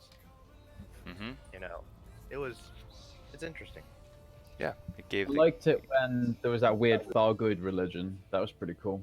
Oh, they're still around, the Cult of the Far God. I'm in touch with them, actually. I had a short story idea that I want to write, and it involves them more or less, so I got some more deep lore from the Cult of the Far God. Would you guys like to hear it? Sure. Go for it. Yeah, let me pull it up here. Who was it? It was... Vandal. I remember when I first heard it, I was sitting there like, Thargoids. Alright. So, and I was like, the Pleiades Concordat is a theocracy formed by the merger of a political party and the Apocalyptican faith movement. The Apocalypticans worshipped the Far God, who they believe sent the angels of heaven in 3125. The Pleiades Concordat was signed in 3302 by Primus Timothy Dalen and the leaders of the faith, when evidence of the angels were found. recognizing it as an official state faith. Since that momentous event, the Pleiades Concordat began developing in earnest, creating key scriptures and ordering its organizational branches. It has also developed a strong expansionist mentality. In the year 3125, a mysterious invasion occurred in known space. Though short-lived and now relegated to myth, this brief incursion marked a unique response in the HIP 109067 system. A faith developed around these aliens that placed them at the center of the coming apocalypse, identifying them as the angels from heaven, sent to purify mankind, leaving only the faithful. For the next 5 years, this faith took hold and spread throughout the system and sector. It became known as the Apocalyptican by the general public, and the name stuck. Then, in 3130, a small political faction known as the HIP 109067 Purity Party elevated Frederick Davidson to its position of a protector. Protector Davidson was a member of the Apocalyptican faith, and within a year had fully aligned his political movement with the Apocalypticans. During the following years, the political movement became more and more affiliated with the religious movement, and successive protectors would recommit themselves to the faith, asking for the blessing from the leaders of the faith before taking office. Already with a secure hold on power and the movement gaining speed in other systems, the unexpected happened. In 3302, an irrefutable evidence of the invaders were discovered in the Pleiades Nebula, and it sent a concussive wave of fervor throughout the faith. This long-sought evidence of the angels of heaven consolidated the faith and political movement into a truly unified government. The Pleiades Concordat was signed by Protector Timothy Dalen and the leaders of the faith, recognizing it as the official state faith and integrating the political and religious elements of the faction completely. The Protector title was removed, and Dalen became the primus of both the faith and the political movement, now jointly called the Pleiades Concordat. The name Pleiades was chosen to pay homage to the star cluster that has brought the galaxy to the knowledge and the truth of the faith, that the angels from heaven are real, and that everyone must repent and join with the Concordat if they are to have any hope of salvation from their destruction. It goes on for a little ways still, but very neat. cool. Yeah, there's a lot there. Oh, that's pretty sweet. And that's player-created lore. Yeah. They're going quite heavy into it, which is good. Yeah. We need people like that. Right, and because there was a time where that kind of player-created lore was rewarded and integrated into the game. I mean, look at the Burr Pit, Lave Radio, Obsidian. I mean, many of these people were early backers. Oh man, I jumped the gun on my drop. Many of these people were early premium backers, and so that they paid their way into having their names and voices present in stations and things like that. People like Obsidian Ant also committed and created a tremendous amount of content for Frontier, and so they get special love and attention. But Dell for FDev team. I was just joking about that. Like, Bob was watching the Twitch stream today from Frontier, and the community managers are playing the game with every assist module on. They're dying of oxygen deprivation before they're able to dock in a station because their fucking canopies broke. Like, it's a sad state of affairs when your community managers can't even play the game effectively. What does that say for the future of the game? Holy shit! so they can't play the game effectively. Why? Oh my god, guys! I've just got to tell you this. I just bullseyed this fucking Corvette's power plant with a single shot of my plasma accelerator. Nice. But he's not blowing up. He's like 0%, but he's not fucking blowing up. Shoot him again. He might be at 0.5%. Yep, got him. There we go. Yep. Yeah, they don't give you the decimal. That was insane. Oh, I wish I recorded that. That was nuts. I was just about to ask you guys, like, where's the power plant, and then I just bullseyed it with the PA. Nice. Do you know how to go to targets, right? The target module. Oh yeah. Yeah. I use voice attack for it. It's fantastic. I don't even have to do anything. Oh, great.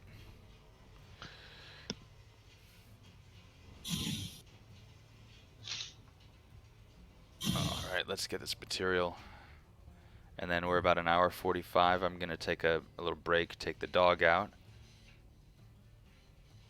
And then I'll come back and we can do a little conflict zone or maybe some CQC if people are down. Farming HGEs for space legs. What? Yeah, you heard me. If I get enough of these high-grade emissions, I'll have space legs. Is that what? Is that how that works? I saw it in a dream last night. I had a vision. Did Jim Morrison visit you in a dream? Oh With a my weird God, he naked did. Indian? Yes, he did. He did. He told me to open the doors of perception within my mind and see. If you book them, they will come. They will come. Keith Richards said he'd only eat brown M&Ms. So we had to go down to the candy shop. But the shopkeeper and his son were asleep.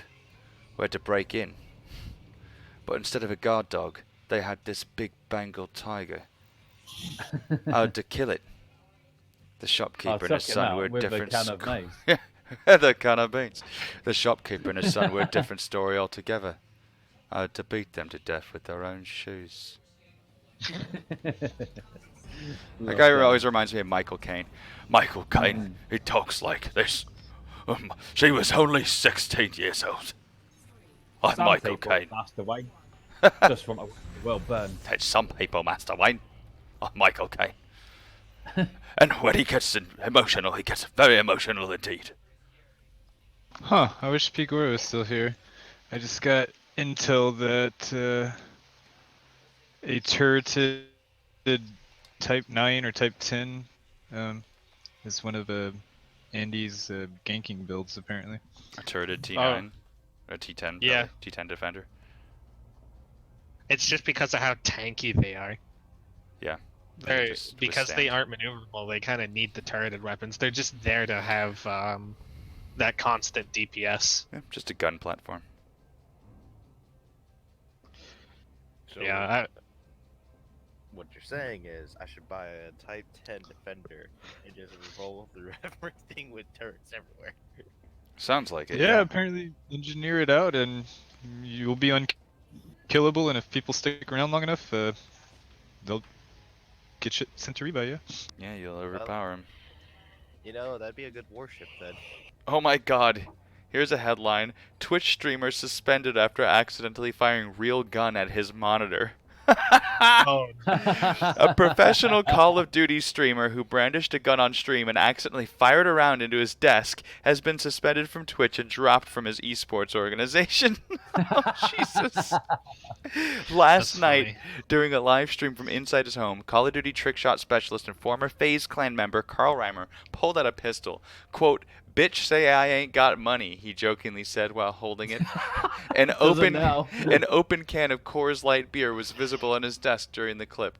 Reimer then pulled the trigger, and to his apparent surprise, the weapon discharged a round. He has now been suspended on Twitch.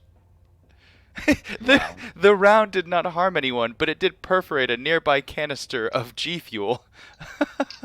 God Dude, damn. Imagine being so drunk that you don't know that your gat is a gat.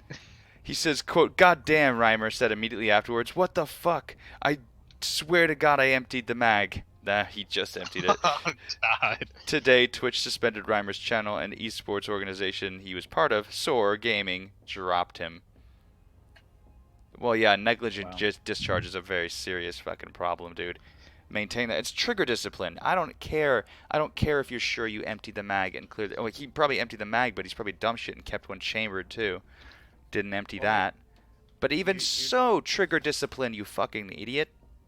Yeah, you don't ever, never, just never. I mean, just never. I'm British. Unless you plan on Like shooting it. Unless you plan on shooting it, like legitimately shooting it. All right, you don't touch a trigger until you're ready to fire. Yeah, we don't even have guns in the UK, and like I know. I guess you wanted to buy a new monitor. Yeah. Oh, I mean, I'm surrounded by Imagine I'm an American. not having the safety on. I'm surrounded by guns. I mean, a lot of these handguns, they don't have, you know, the standard safety like you have on a long gun. I've got a SIG 1911, and it's got a dovetail like grip safety. So that's all I mean. I've never owned a handgun. I have my family has some long guns, but never a handgun. Yeah, they're fun to plink around with. I prefer long gun. I like going skeet and trap shooting. There's a place I like to go to that does I call it gun golf. What's it actually called though? Sporting clays. Skeet shooting? Well, no, it's not skeet shoot. It is you're shooting clay pigeons like skeet and trap, but at sporting clays, it's like there's a course where the disc throwers are set up to mimic different kinds of game. So at one stage, it's like a rabbit and a dove, and so you pull the trigger, and there's one disc that'll skip along the ground down the trail, and another will fly out of a bush and go across. So you got to hit one and then two, and the next stage will be like a hawk and a rat, or they'll different patterns as you walk down the trail instead of just the same left, right, center. That's skeet. That just sounds like advanced skeet shooting. That's all it is. But it's nice. You walk around a game preserve, and it's a little nicer. It sounds like fun though. It is, yeah. I like it. It's from stage to stage rather than just standing in one spot and taking turns. I kind of want to do small hunting, like hunting small animals. If you live in a rural area and you know farmers, they'll probably just let you do varmint extermination. I've gone and done, like, there's farmers out in the delta here that have huge gray squirrel problems, just fuck up their land, and so they're asking people to come and kill as many gray squirrels as you can.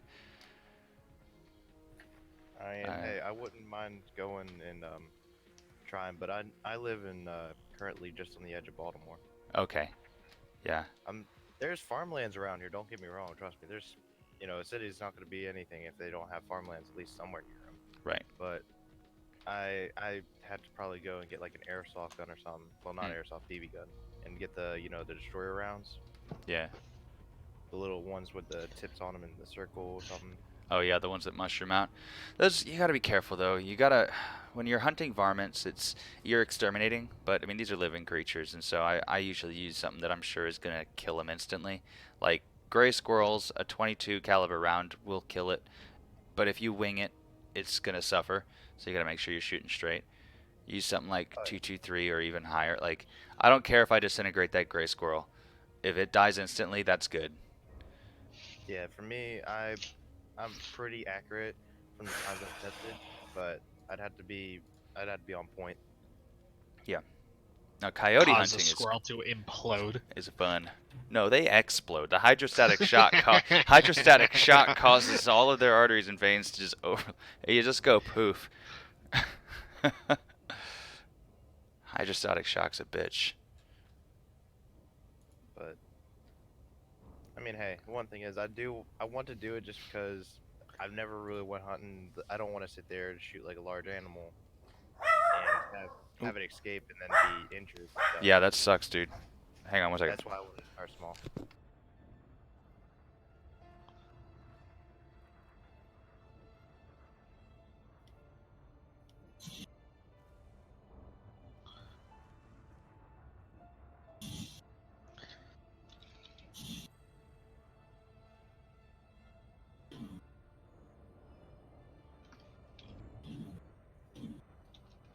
Oh, I had to pick a fight with a dangerous federal assault ship, didn't I? Better than me, I don't have anything. What up? It's not like it's actually doing anything to me. Like the amount of recharge my shields have, they can't even dent it. But it's he's a good flyer. I'm not gonna lie. He's got that going for him. Yeah, dig it. I'm glad I'm just doing HGEs tonight because Boss is doing the exciting stuff. Kind of sucks. I'm gonna stream pretty much at exactly the same time she does because we live in the same time zone and we both start around 9 p.m. So. What's she doing? She's reverse pirating. Oh. Yeah. So that's obvious. I mean, that's way more fun to watch than. I mean, collecting materials is boring as fuck, but I have to do it. Pirating. I tried to do it, but I couldn't find players, unfortunately. Yeah, that can be a challenge. She never got back to me. I was gonna offer her the assistance of somebody, but Yeah, it's fine. I'm probably gonna go to bed after this one, to be honest, because it's like 8 in the morning and I still haven't slept. oh, good lord, Well, go to bed. well, if she wants to sit there and hunt down pirates, all she's got to do is follow Pigora. Well, she's hunting down noobs to give minerals. Also, players, not NPCs.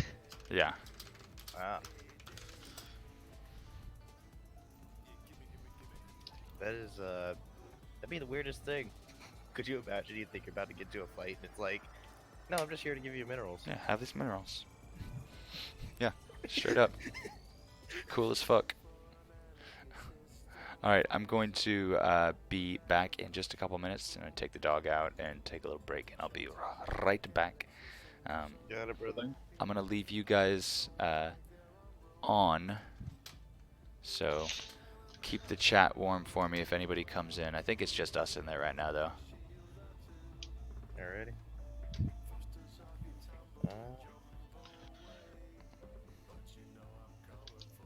So why don't you go play elevator music? Just fuck them.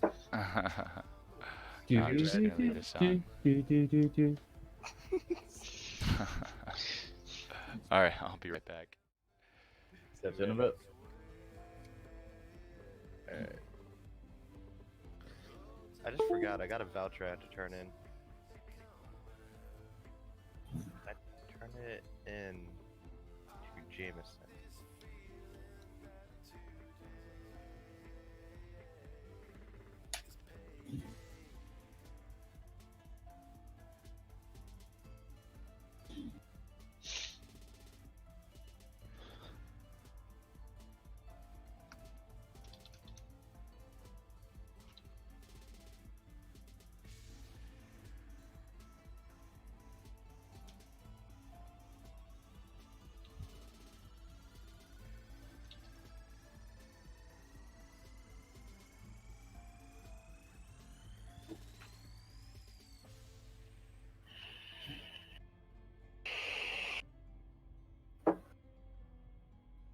Oh, overshot.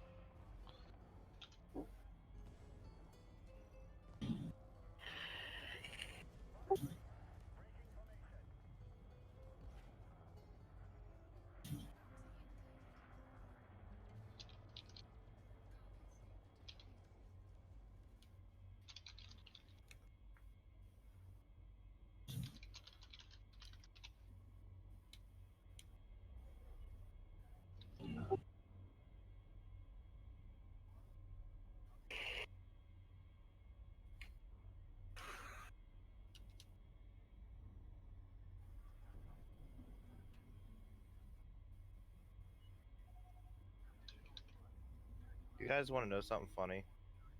Hmm. Ages ago, I was convinced this was when I first joined Elite on when I like not here but another one Mm-hmm. on the Xbox, and I had this one new guy that I was playing with, and he's like, "Oh, but we can join this one group and gain money just for being in their group, right? Hmm. The power play." And I was like, "Are you sure?" I'm like, "We're not gonna have any repercussions." Like, yeah. Don't worry about it, man. We got this. I listened to him. I joined it was the Alliance actually, which that should tell you how much of a noob we are. And I literally sat there and got to where I couldn't even play against I couldn't go back to like the stations I originally started in. And Why? because they were all controlled by Zachary Hudson, who didn't like me for some reason. I mean, you could still go to other other player faction stations. You don't have to stay in the ones you're at. They won't do anything. Well, I mean, I was trying to go to like dock at their station, and it wouldn't work. And then I checked, and it was like they hated me for some reason. I'm like, what did I do? I mean, What did I shoot down like 10 of your ships? yeah. If for some reason, like the station won't let you dock, you probably got fined by them for some reason. I didn't have any fines at the time, so I just decided I'm gonna ram into the station and blow up because they wouldn't let me dock.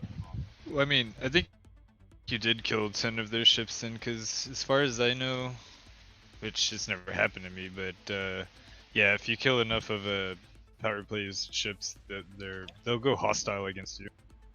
I mean, Power play at the time.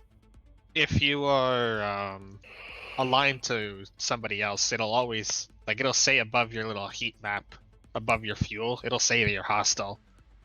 Well, I mean, it is like I know with our combat zones, like it is possible to get killed on sight in certain stations if you do a little too much against their cause.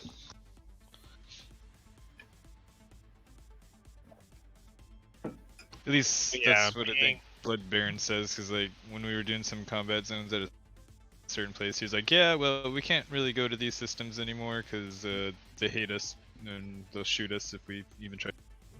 Yeah, If you being leave- hostile doesn't mean anything. If you leave someone while you're at level 4 with them, when you get to a high rank with the particular party, you become hostile to them and they send people after you apparently.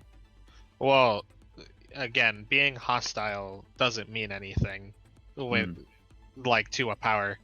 If you defect from them at any stage, they'll send ships after you for I think it's like a day or two. Yeah.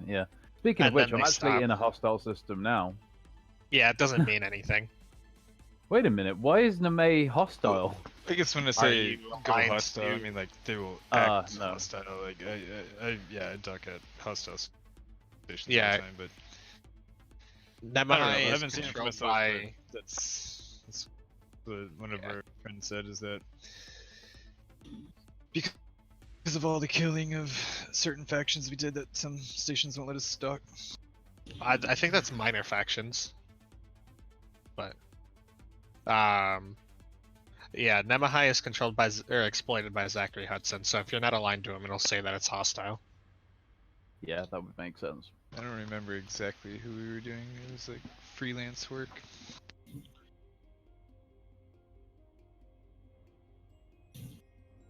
Any of you guys use voice attack? I used to. What made you stop? It just wasn't like recognizing my voice because I used it when I was younger and my voice was a lot higher. And instead of recalibrating it, I just said fuck it. Okay. It's come a long way now. It's way better than Fang it in used to be. chat says if you have merits, they will bother you. Yeah, that's what I mean. But yeah, it's only if you have merits or power play cargo. It's a good point. What do I actually have right now? Not that it matters, but Yo, I'm back. But no, like I used it like a few weeks ago. It just kind of stopped working for a short time, so I just stopped. I see you got a faster transition there, Del. Yeah, I did. Matt hooked me up with a little slicker one there. I want to see it again. It's kind of cool. We got an eagle flies by. We got our cool screenshot. My face pops out, and then the raccoon swings in. It's pretty fun. Tian Fang was saying hostile means nothing for the purposes of docking. It's just to indicate that you're a non-friendly power play area, and NPC power play ships won't bother you unless you have merits or power play cargo. As for adjustments to the power play treachery guys, they have working guns now, but most of them don't have working interdictors.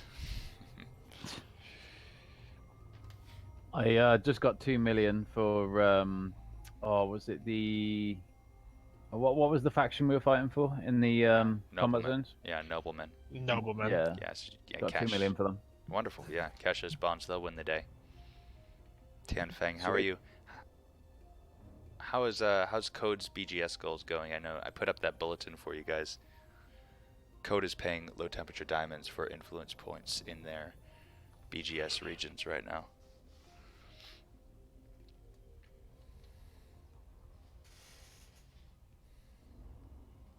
So they're paying in low temp diamonds. Right. If you report influence gains in their BGS goals, they'll pay you LTDs for influence points. Fair enough. Yeah. And you That's know pretty how cool. they get those LTDs, right? Piracy? Ah, yes. Well, I guess that from the skull and crossbones on their on their icon. Yeah. They're a merry bunch of pirates. I'm fond of them because they remind me of my World of Warcraft days. I was in a guild called Legitimate Businessmen, and we were nice. certainly not a horde of raiding pirates. We were perfectly legitimate businessmen, and we would get up to all of the dastardly deeds. This was before the honor system and battlegrounds, so you were able to go into zones and kill quest-giving NPCs and just shut down regions. So we would go into like Ashenvale and just be like, all right, buy them out, business time. We'd go and kill all the NPCs. Be great. That's hilarious. I mean, you were just in the business of killing. That's right. Business was booming. Tianfeng says, I believe the rule is screenshot a max influence mission that's 5+. Yeah, and you'll be paid 11 million in low temp diamonds per unique mission completion. Tianfeng, if you guys run Elite Dangerous Market Connector, our the Gilgamesh Squadron lead, Tez, wrote a program called the BGS Tracker. It's a plugin for EDMC, and it does a wonderful job of tracking all BGS activities. Trade, influence, kills. Let me show you what it looks like here. It's, not to be that guy, it's BGS Tally. BGS Tally, excuse me. So here's EDMC, and I've got my BGS Tally plugin down here. And I can look at the data that I've earned. Now, I've done no BGS work today, but you can see the factions that I've visited, and you can see all of the mission points, trade profit, bounties, and cartographical data that's been turned into any one of these factions. So if you guys wanted a way to at least internally track your BGS activity that's better than screenshots or self-reporting influence, you can have your commanders running EDMC get this BGS Tally. I'll DM you the GitHub link if you like. I think it's pretty much polished off. I don't think he's putting out any more updates to it right now because it seems to do what we need it to. Okay, so Snowy and Vivid, they have their bots running. Are you streaming right now? Because I usually am. it pops up, but I can't see it. Do I have to go manually through Twitch and find you that way? Oh, is it not showing If on you, Discord? It's not. What you can do, Kenobi, is if you click on him and click profile, it'll have a link to his Twitch there. Oh, okay. Yeah. Cool. I think because I turned off streamer mode because I was doing some things. Yeah, that'll be it. It was blocking some of my. I was editing my Twitch Discord set of permissions, and I think I couldn't see things because of streamer mode. So.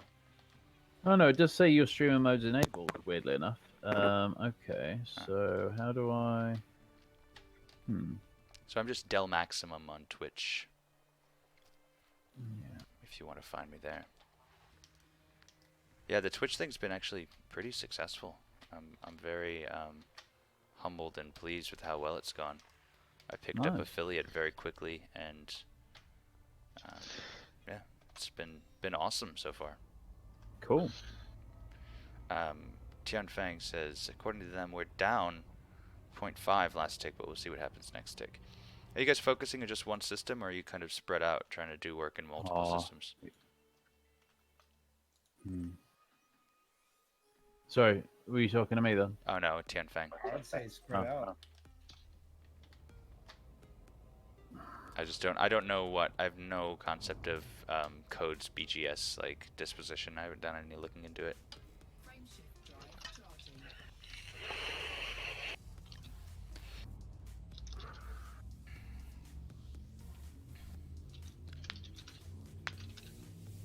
Well, I have to say, after that, I am somewhat disappointed with the Corvette.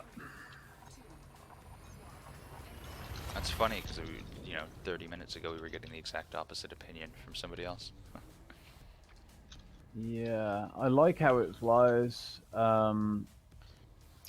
Maybe I've got the wrong setup on it, which is what I'm trying to kind of tweak now. I found that even for the Corvette, my setup was running the distributor too high. It was running out of power. And when it wasn't running out of power, it was overheating. No bueno. I mean, yeah, this ship runs hot. And I've no idea why, to be honest. Just fly a Mamba. Yeah, I mean, to be fair, like I think out of the Mamba and the FDL, I prefer the FDL. But the Mamba's Mamba nice. is Mamba. Yeah, it looks way nicer. I will concede that.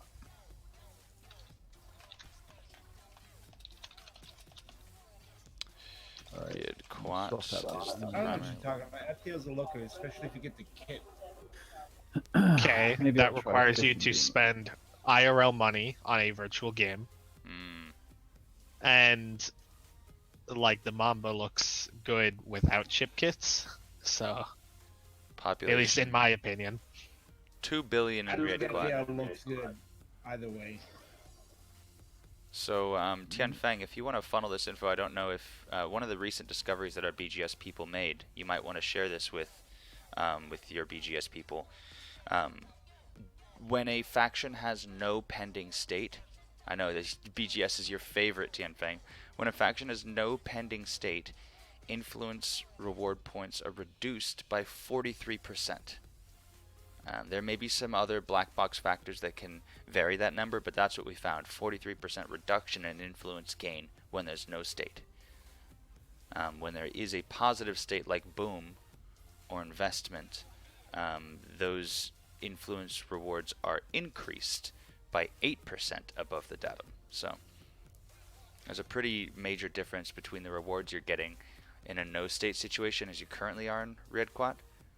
Whereas if you're able to do a shitload of trade into any stations owned by your faction, then you'll be able to push it to investment or boom and get a better bang for your buck on every influence action. So if you want to, I don't know what your actual like strategy looks like in those systems, but It begs the question on why the points are even considered like a 1, like 1 plus is 1 point. If when you don't have a state, it's less than 1, and when you have a state, it's more than 1. Like, why wouldn't they just make it, if you have a state, it's 1 point. If you don't have a state, it's not a point.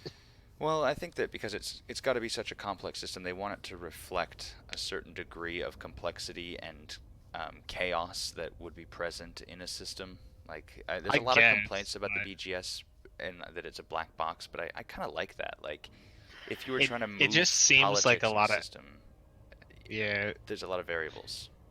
It just seems like a lot of extra coding for something they could have just like, okay, you have the boom state, you get 1 point, instead of you have the boom state, okay, you have 1, you get 1 point plus 8% of that on top of it. Well, I mean, it takes into a lot of things into account. So we're back to the page here.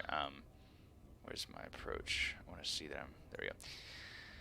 What we're looking at is that, anytime any one faction gains influence, it subtracts influence from every other faction.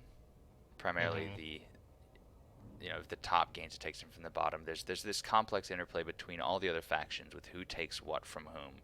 And I think that there's a lot of hidden factors at play that decide how much comes from what faction, what is gained by each faction, and all that's calculated at the end of the tick. So they add all of these crazy modifiers and multipliers and diminishing returns and things to sort of kick up a cloud of dust. So it all, I don't know.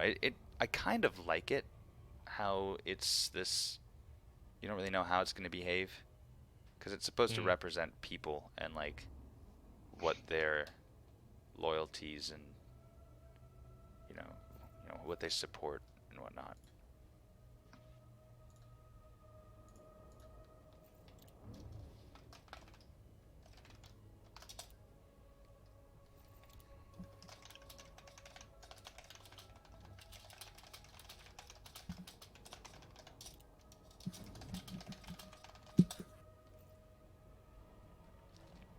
Yeah, Tianfeng. That's how I feel like.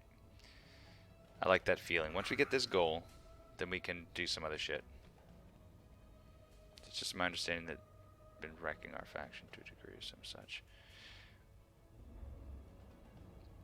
Yeah, that's a problem. I mean, you guys have a lot of name recognition, and I'm sure that there's some people that are like, I know how we can get back at them. We'll just attack their BGS interests from PG or solo. That'll show them. I don't know. People get funny about their VGS stuff. Yeah. Yeah, Tianfeng, I bet you guys can. I mean, I'm sure that people out there think that that's a good way to get revenge. Right, chaps, it's been fun, but I bid you good night, or rather good morning at this point. All right, yeah. Take care. Take care. Yeah, see you later. See you next time. Look at the poor shattered Sidewinder.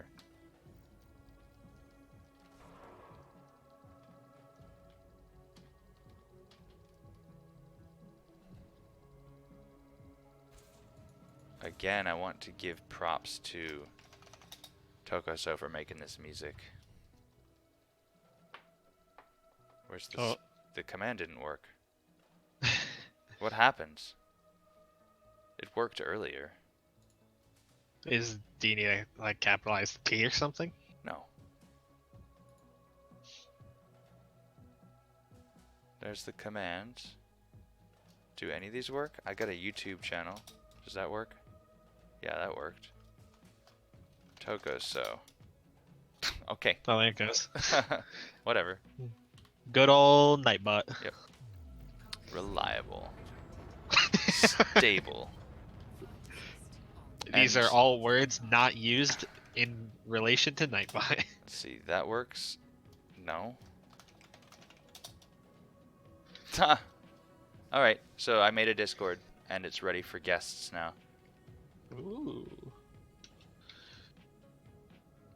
It won't, for for Ishtar people, it won't have much that you'll want there. I'm gonna make some things that might be fun for Ishtar people to have access to that we wouldn't necessarily want to put on our coalition Discord. Like in my fun section, I'll have a section for food, some meal. If you cook or if you eat something crazy that you want to share, you could post that. I'll have like a pet section. All the silly things that aren't elite related that we don't really want to clutter our own Discord with, I'll put in the Dell's Discord, so it can be. That might be an off-site place for Ishtar guys to post silly shit that isn't necessarily gonna have a spot in the Ishtar. Oh, jeez. Yeah, Tianfeng, moving all your shit does suck. You keep all your stuff in Aurere. Aurere. How far away is Aurere from us anyways? I don't think you guys are too far. Because, our system is right in the core of the bubble, just outside of the, I mean, you've been there. What am I spelling wrong? Aurere. There we go. Yeah, in the old worlds, Red Quat, Aurere. Very good. The Lave. old worlds. Yeah, so the original game had a smaller bubble around Lave, Aurere, Suntil, Weird. All these old Maradi. I remember these. I've got my filters set so I can't see them all, but this is my favorite song. It's not. I kind of hate it, but it's so silly. You listening to the Ram Toss song again? Yes. Oh god, it kills me. Levy and Brandy is really good. Levy and Brandy's actually an excellent song.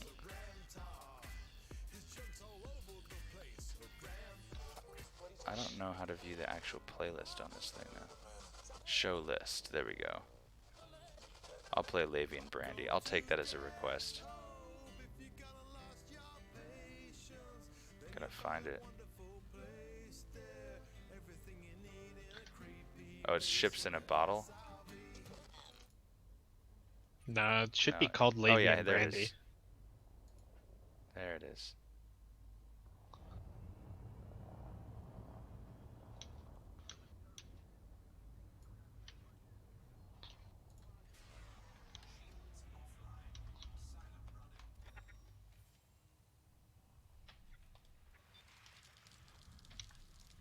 It was cold, I was freezing, I'd had too much booze. So I thought I would pack up my camp for the night. She was packed to the gills with Yeah, so I have a the short story idea that I want to write, and it's kind of based on the commanders who kill people for their docking computers. Oh, jeez. And so I want to write this story about this madman. Maybe he's not crazy, but he's just like Rorschach-like character who believes that the docking computers are concealing the delivery of fragments of a rogue and forbidden AI, because AI is highly illegal in this timeline. And so he believes that the Guardian construct is at work and has infiltrated the Pilots Federation. Sounds familiar, doesn't it, Tianfeng? So he believes that the Pilots Federation has been infiltrated by the Guardian construct, and the construct has conspired to manipulate human forces to smuggle in components so that it could build itself further and, you know, increase its control over the world around it. And so this madman, he finds these clues that might not be clues. You know, he's piecing together things like a schizophrenic, you know, connecting things that aren't there, and he's hunting down and destroying docking computers, collecting them and throwing them into the sun. And then I've got some twists and fun little twists and turns that I kind of see that could be worked out there that involve the Far God cult, that could involve a bit of the Raxla stuff. But it'd be a fun little story. I don't get the people who do that. You know, at least it's a lot of times they do things framed in at least an RP sense. I know, but I just like imagine killing a new player just because they don't know what a fucking Super Cruise Assist is or a docking computer. Yeah, no, it's not for me. I like to try to talk, but see, the problem is like a lot of times people don't even talk. Like, you try to get involved with people. Tianfeng, what kind of person would do that? What monster? Yeah, no, I like to try to make connections with people, but it can be hard. It can be hard. Yeah. I don't have a problem when it's like people who are in like a Corvette with a fucking docking computer, like, fuck yeah, go kill them, they're dumb.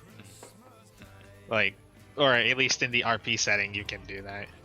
But I'm of the opinion that I don't think we should try to turn new players off of the game just because they might not know what a thing is that they have defaulted on their ship. It is very difficult to keep new players engaged. Yeah, Tianfeng, you do go after you're an equal opportunity ganker. Equal opportunist murderer. Yes. But I don't see you as a murder hobo. You're a more refined type of criminal. I don't see you as a murder hobo. You are an artist, that's right. You work with blood the way Picasso worked with paint. Now it's starting to sound a little psychopathic.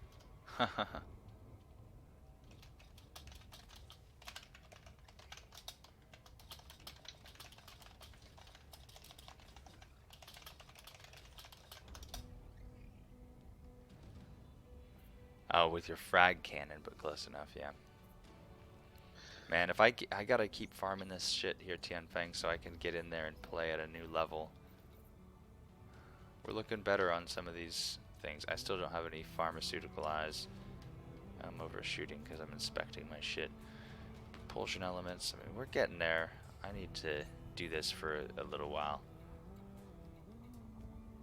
Yeah, Tianfeng, you get the kills on people who go onto solo. Tianfeng kills people in solo. Because they Understandable. combat log on him in open with caustic damage. burning through their hole, and then they log into solo and just die. Once with asphyxiation, yeah. It's good when your kills reach into solo. Now, clogging is Imagine actually a combat. bannable offense. Yeah, imagine combat logging. Yeah, I mean that's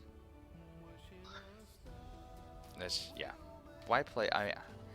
I wish I could talk to a lot of the players who are completely incommunicado. Like, why are you playing an MMO if you're gonna completely ignore everything around you? Now, I always make exceptions. Maybe they don't speak English. Maybe my messages make no sense to them. So it's like they're not always, you know, inobservant and obtuse players.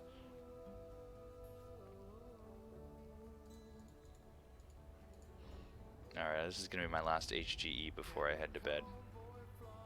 I got work in the morning, it's Friday. I got to finish deploying 2 laptops. I got to set up... I have to clone out this VM now, so that when this whole office goes home on quarantine, they can all continue to work. Because productivity at all expense. Tianfang says, you know, it's weird. The same night I had some kind of viper curse me out repeatedly over dying twice. A guy I sent from Conda to Sidewinder didn't really mind at all. He understood he did wrong. Yeah, duality of players. Well, for example, Turkey. We got a new... It's so funny. So we got a new recruit. You guys have probably seen Dat James and Turkey hanging out. Turkey, right as he joined, like the moments after he joined Arkham, or maybe moments before, whatever, he got into a bit of a dust-up with Code. He got freaked out. He panicked and he combat logged, and Code, you know, they flame combat loggers hard, and so he was getting a ration of shit for combat logging. And then, yeah, I mean, you guys are brutal to cloggers, but Code has given him a path to redemption. It's pretty cool. Torkel wrote up some terms. Turkey is going to work. He's going to build a PvP ship, and he's going to work with Code, and he's going to pirate 90 tons of low-temperature diamonds and return them to a rare and give it to Code. Which I think, I mean, like, that's emergent gameplay, player-driven emergent gameplay. Yeah. And Turkey is loving it. He's like, this is so cool. Like, these scary pirates are making me work for them. Like, how fun. So, I mean, I think that's really fun. And a lot of the way people react to players like Code does come down to, like, it comes down to attitude, really. Torkel's a good lad. Punchbag Bob is a good lad. Kazumi's hanging out in our Discord now. I don't know what motivated her to come check us out, but she was like, yeah, I just want to see what you guys are like. Sure, come on. It's pretty interesting how we have, what, 3 now Code members in our Discord? I think just 2, just Bob and Kazumi. The other guy, Josh, is from a different... Nah, I thought Tianfang was in our Discord. I don't think so. Tianfang, I don't believe you're in our Discord. Tianfang's in the Dell's Discord now. What's this? Sand pile. A world beyond your experience, beyond your imagination. Sand pile. Good old sand pile. I love it. Oh, I gotta post this thing that I downloaded into the Discord. It's on my phone now. Meme spams and shit postings. Look, in the Discord I posted. It's the cutest.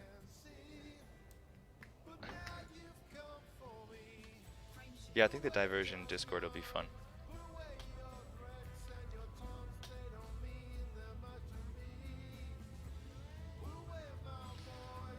Alright, folks. It is time. See ya.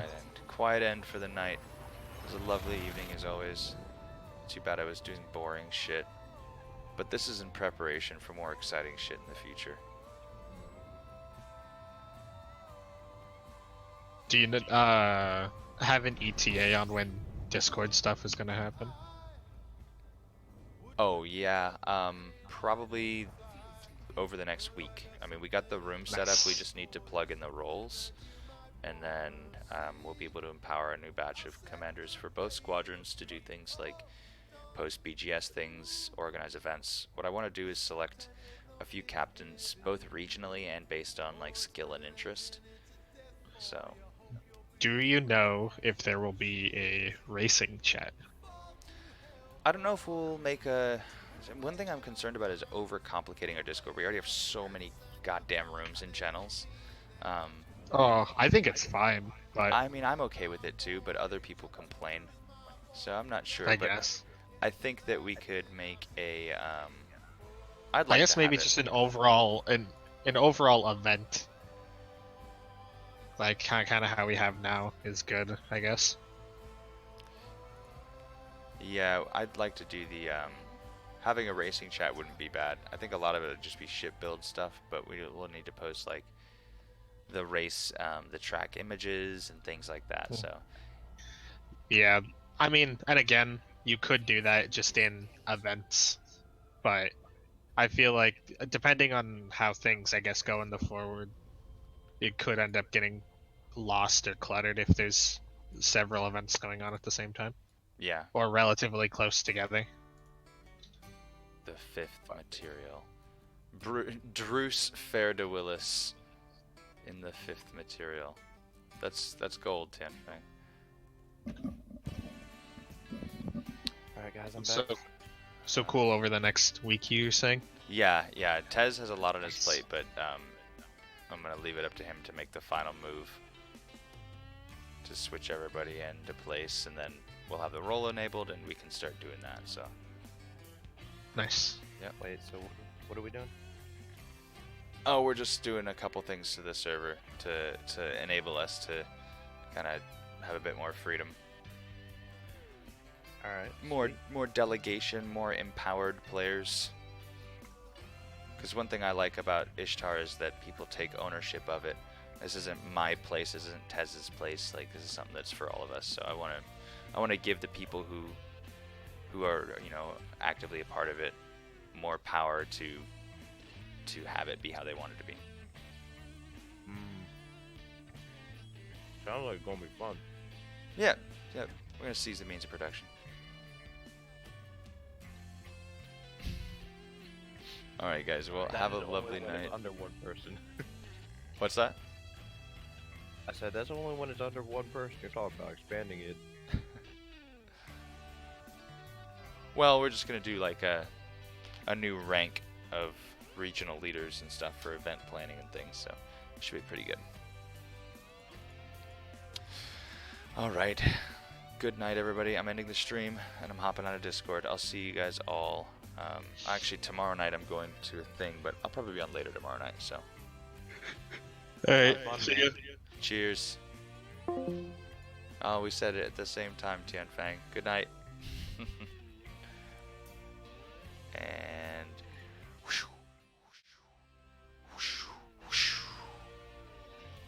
peace.